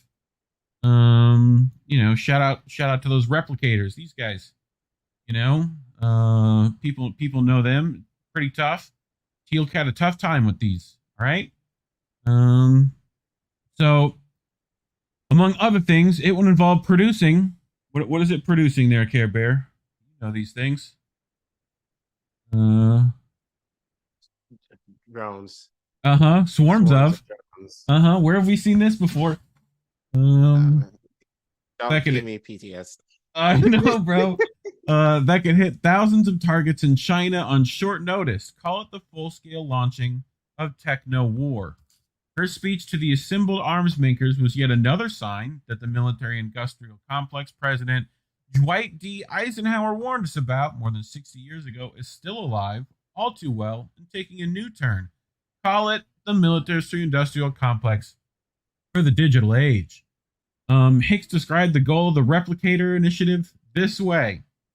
This is the goal. To stay ahead of China, we're going to create a new, state-of-the-art, leveraging, attritable, autonomous systems in all domains which are less expensive, but fewer people at risk and can be changed, upgraded, or improved with substantially shorter lead times. We'll continue the PLA's People's Liberation Army with mass of our own, but ours will be harder to plan for, harder to hit, and harder to beat. Keep in mind, AI nuclear systems are a thing. Don't want to scare people too bad. Well, we talked about that. You talked about that before. Yes, we have. And AI defense systems of which do you remember, Collin? I don't know if you're old enough. I'm not old enough, but I'm a crazy person and know things. You remember the Star Wars program? The what? Star Wars program, Reagan. Like actual Star Wars, like Darth Vader Star Wars. That's what he named it after. So I don't think he named it after that. I think it was kind of around the same time. But it's essentially a laser defense system against Russian nuclear armaments in the space. For like the intercontinental ballistics, right? So essentially the issue with that is that it would end mutually assured destruction. Right? So, because we can defend ourselves. Does that make sense? So, like, what reason would Russia have to not send them before we get it up? Like, you see how this works? Yeah. Like, it's essentially if Russia or China or any of these nuclear powers might have nuclear defense AI capabilities, right? And AI-driven nuclear arms, that means our defense systems can't stop. It's an arms race. We are in another Cold War arms race. Okay? Please keep that in mind when we're spending millions of dollars on proxy wars, just like we were in the Cold War. Okay? Right. Those are trials. Right? So... Israel. Yes. Yes. Iron Domes. Right now. And whatnot. Right. So think of it as artificial intelligence goes to war. And, that word, attritable, a term that doesn't exactly roll off the tongue or mean much of anything to the average taxpayer, is pure Pentagonese for the ready and rapid replaceability of systems lost in combat. Let's explore later whether the Pentagon and the arms industry are even capable of producing the kinds of cheap, effective, easily replicable techno-war system Hicks touted in our speech. First, though, let me focus on the goal of such an effort confronting China, which we're going to get to. But keep in mind as well, what were they talking about in Ukraine in regards to Russia, that they weren't getting chips? Right? You remember this talk? That they weren't getting... yeah. Right. China is one of the biggest producers, biggest chip manufacturers. Right? So we've talked about in New Guinea and Papua New Guinea, Chinese drones are being used. Right? Right. They're testing that there. So artificial intelligent drone swarms, just big ones, and less swarmies, more like, I don't know, flocks. Like 9 or 10 of them all shooting their mortars at, huts. What does that sound like? So just so no one would miss the point, in her NDIA speech, Hicks reiterated that the proposed transformation of weapons development with future techno-war in mind was squarely aimed at Beijing. We must, she said, ensure that PRC leadership wakes up every day considering the risks of aggression, and concludes, today is not that day. And not just today, but every day between now and 2027, now and 2035, now and 2049 and beyond, innovation is how we do it. This is supremacy, Collin. Wait, doesn't Taiwan is also a big chip? Yes. Which is China. Yep. Right. But I mean, we're looking at Taiwan next. Yep. In terms of another potential proxy war. Right. So, which you've seen direct energy weapons. This is, we just had on pasta that whole Hawaii thing that might be part of that too. So nothing like a little microwave laser from space, which is why you're seeing the Space Force, which Trump put in, right? But who kept that going, Care Bear? Who didn't get rid of that? Like, you haven't done anything on the soundboard today, so I know, right? What? Why is it not? Biden. My sound pad is being lovely today. That's okay. Yeah. That's all right. We got the point, though. And Corn Pop was a bad dude. There we go. So I just want people to keep that in mind. This is supremacy. We changed our military strategy to be supremacy. We must be able to beat all oncomers tenfold. Right? So where do you think that money's going to start going? The notion that advanced military technology could be the magic solution to complex security challenges run directly against the actual record of the Pentagon and the arms industry over the past 5 decades. In those years, supposedly revolutionary new systems like what, Collin? The F-35 combat aircraft, everyone's favorite ejector seat simulator, the Army's future combat system, and the Navy's littoral combat ship have been notoriously plagued by cost overruns, schedule delays, performance problems, and maintenance challenges that have, at best, severely limited their combat capabilities. In fact, the Navy is already planning to retire a number of those littoral combat ships early, while the whole FCS program was canceled outright. They're not even building those things anymore, Care Bear.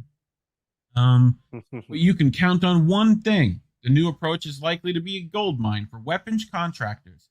Even if the resulting weaponry doesn't faintly perform as advertised, this quest will not be without political challenges, most notably finding the billions of dollars needed to pursue the goals of the Replicator Initiative, while starving off lobbying by producers of existing big-ticket items like aircraft carriers, bombers, and fighter jets.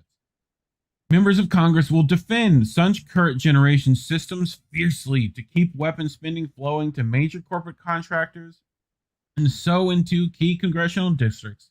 One solution to the potential conflict between funding the new systems touted by Hicks and the costly existing programs that now feed the titans of the arms industry jack up the Pentagon's already massive budget and head for that $1 trillion peak, which would be the highest level of such spending since World War II, as it is every year.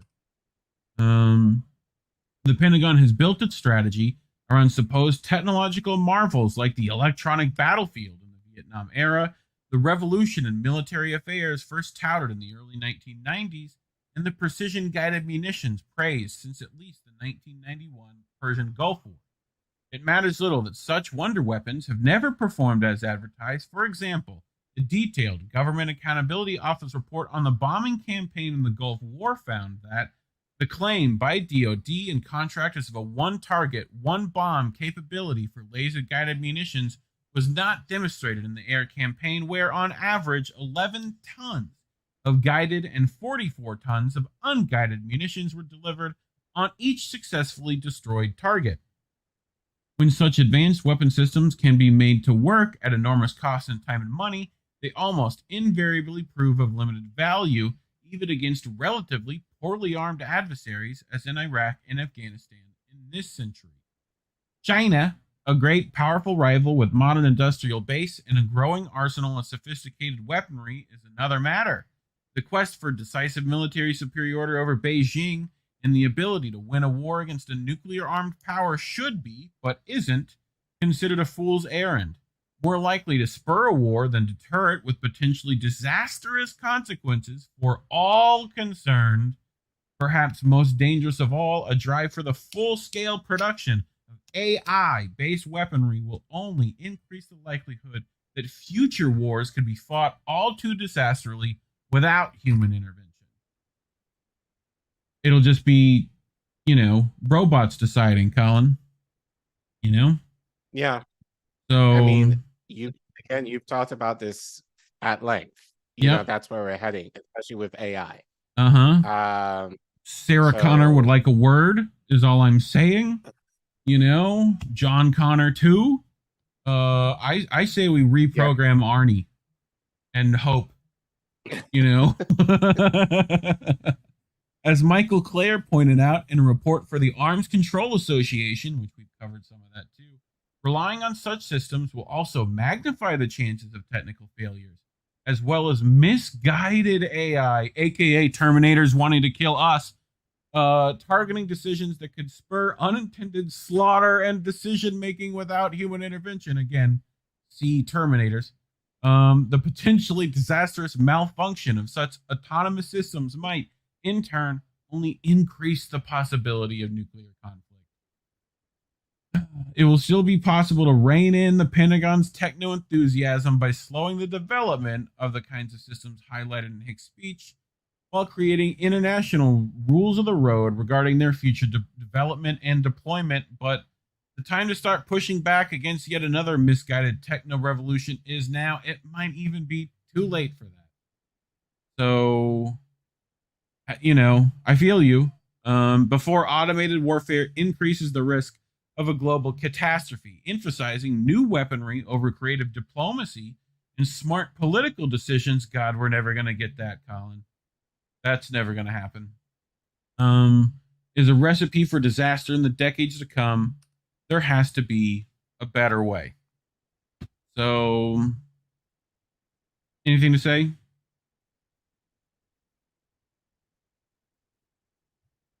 More money for war. Yeah. That's all it comes down to. And it's just going to get a lot more, as you said, as the article said, a lot more tech-based, which is going to keep it's going to keep Raytheon and all of them employed pretty handsomely, I would argue. Yep. Remember how I talked about facial recognition, artificial intelligence guns from Israel? Yes. Remember that? Yes. Remember their drone swarms and their drone programs? Oh, and not to mention the biolabs in Israel. That's also a thing. And the lab-grown meat. Which now I'm thinking, like, who's to say now that a lot of this, proposals will probably be wrapped up now with Israel now. Huh? So, yeah, we're fucked. We're fucked. Yeah. Yeah, in a matter of speaking. Yep.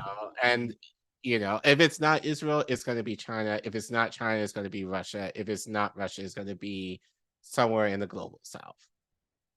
They're just going to give the excuse to kind of wrap up a lot of this. And as you reported, it doesn't take a whole lot. It could be like a drone the size of your hand, essentially. Yeah. Smaller. Or smaller, and Jesus Christ. But like, just the implications, it's like they don't need to do like a raid, like what they're talking about in Israel. No. Like, now just blow up everything. Yeah. No, they drop a box of bees. Like that know that you like, like Coca-Cola. Like, and that's it. That's all they need. The Pepsi wars will be upon us. Like, you think I'm joking, but like, bro, they have all your data. They link it to your face. If a thing can figure out which face you have, like, you could be targeted for things you say online. You could be targeted for things that you've done in the past. You could be targeted for the way you look, the color of your skin, the way you hold yourself. Any and above.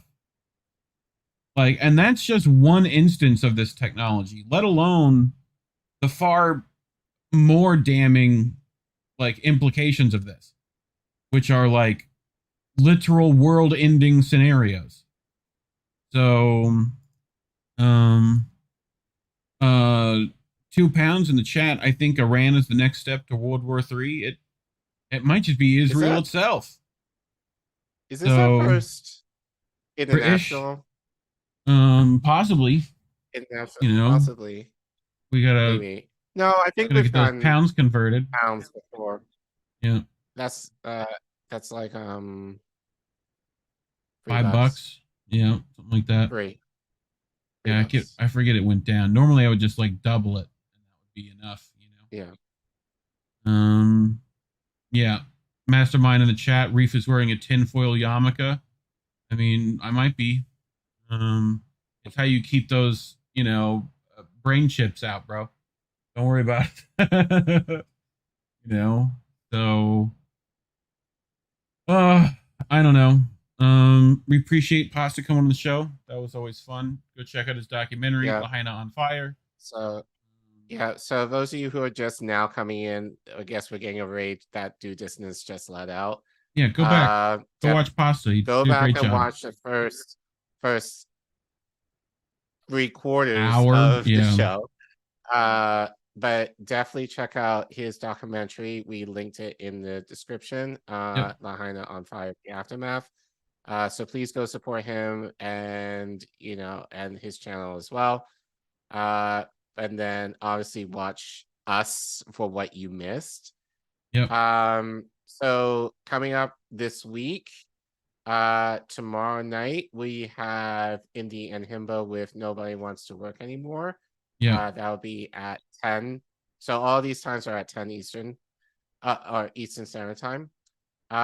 Friday, slight change in schedule. Tara is going at to 2 go p.m. at 2 p.m.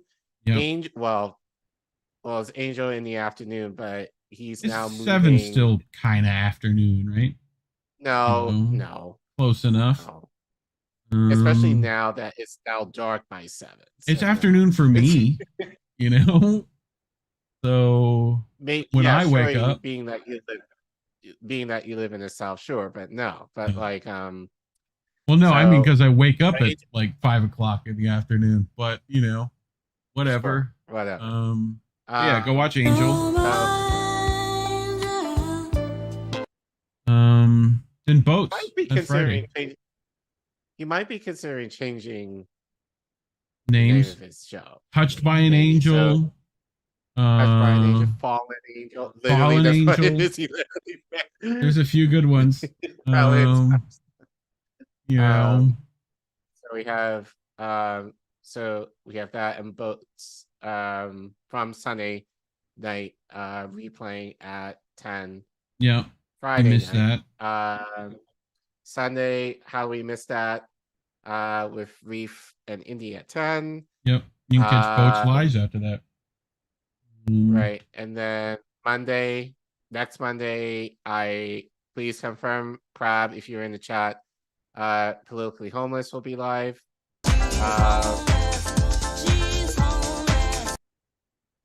And then No American Edition next week. And then we'll be back on INN News next week on the 18th. Yep. We got some merch. Go buy some. You know, Christmas is coming up. Get you some of that stuff. Like, who doesn't want a bucket hat? Come on, a bucket hat. Like, put stuff in there. You know, carry water and whatnot. But anyway, I think that's it. So check all that stuff out. Thank you guys for watching. Again, if you just came in late, thank you for coming in after Due Dissonance. Definitely watch the parts of the show that you missed. You guys have been doing so great with commenting. Please continue doing that. Helps us, you know, with our numbers as far as the algorithm. And then we do read, if we don't respond right away, but we do read your comments. So please continue doing that.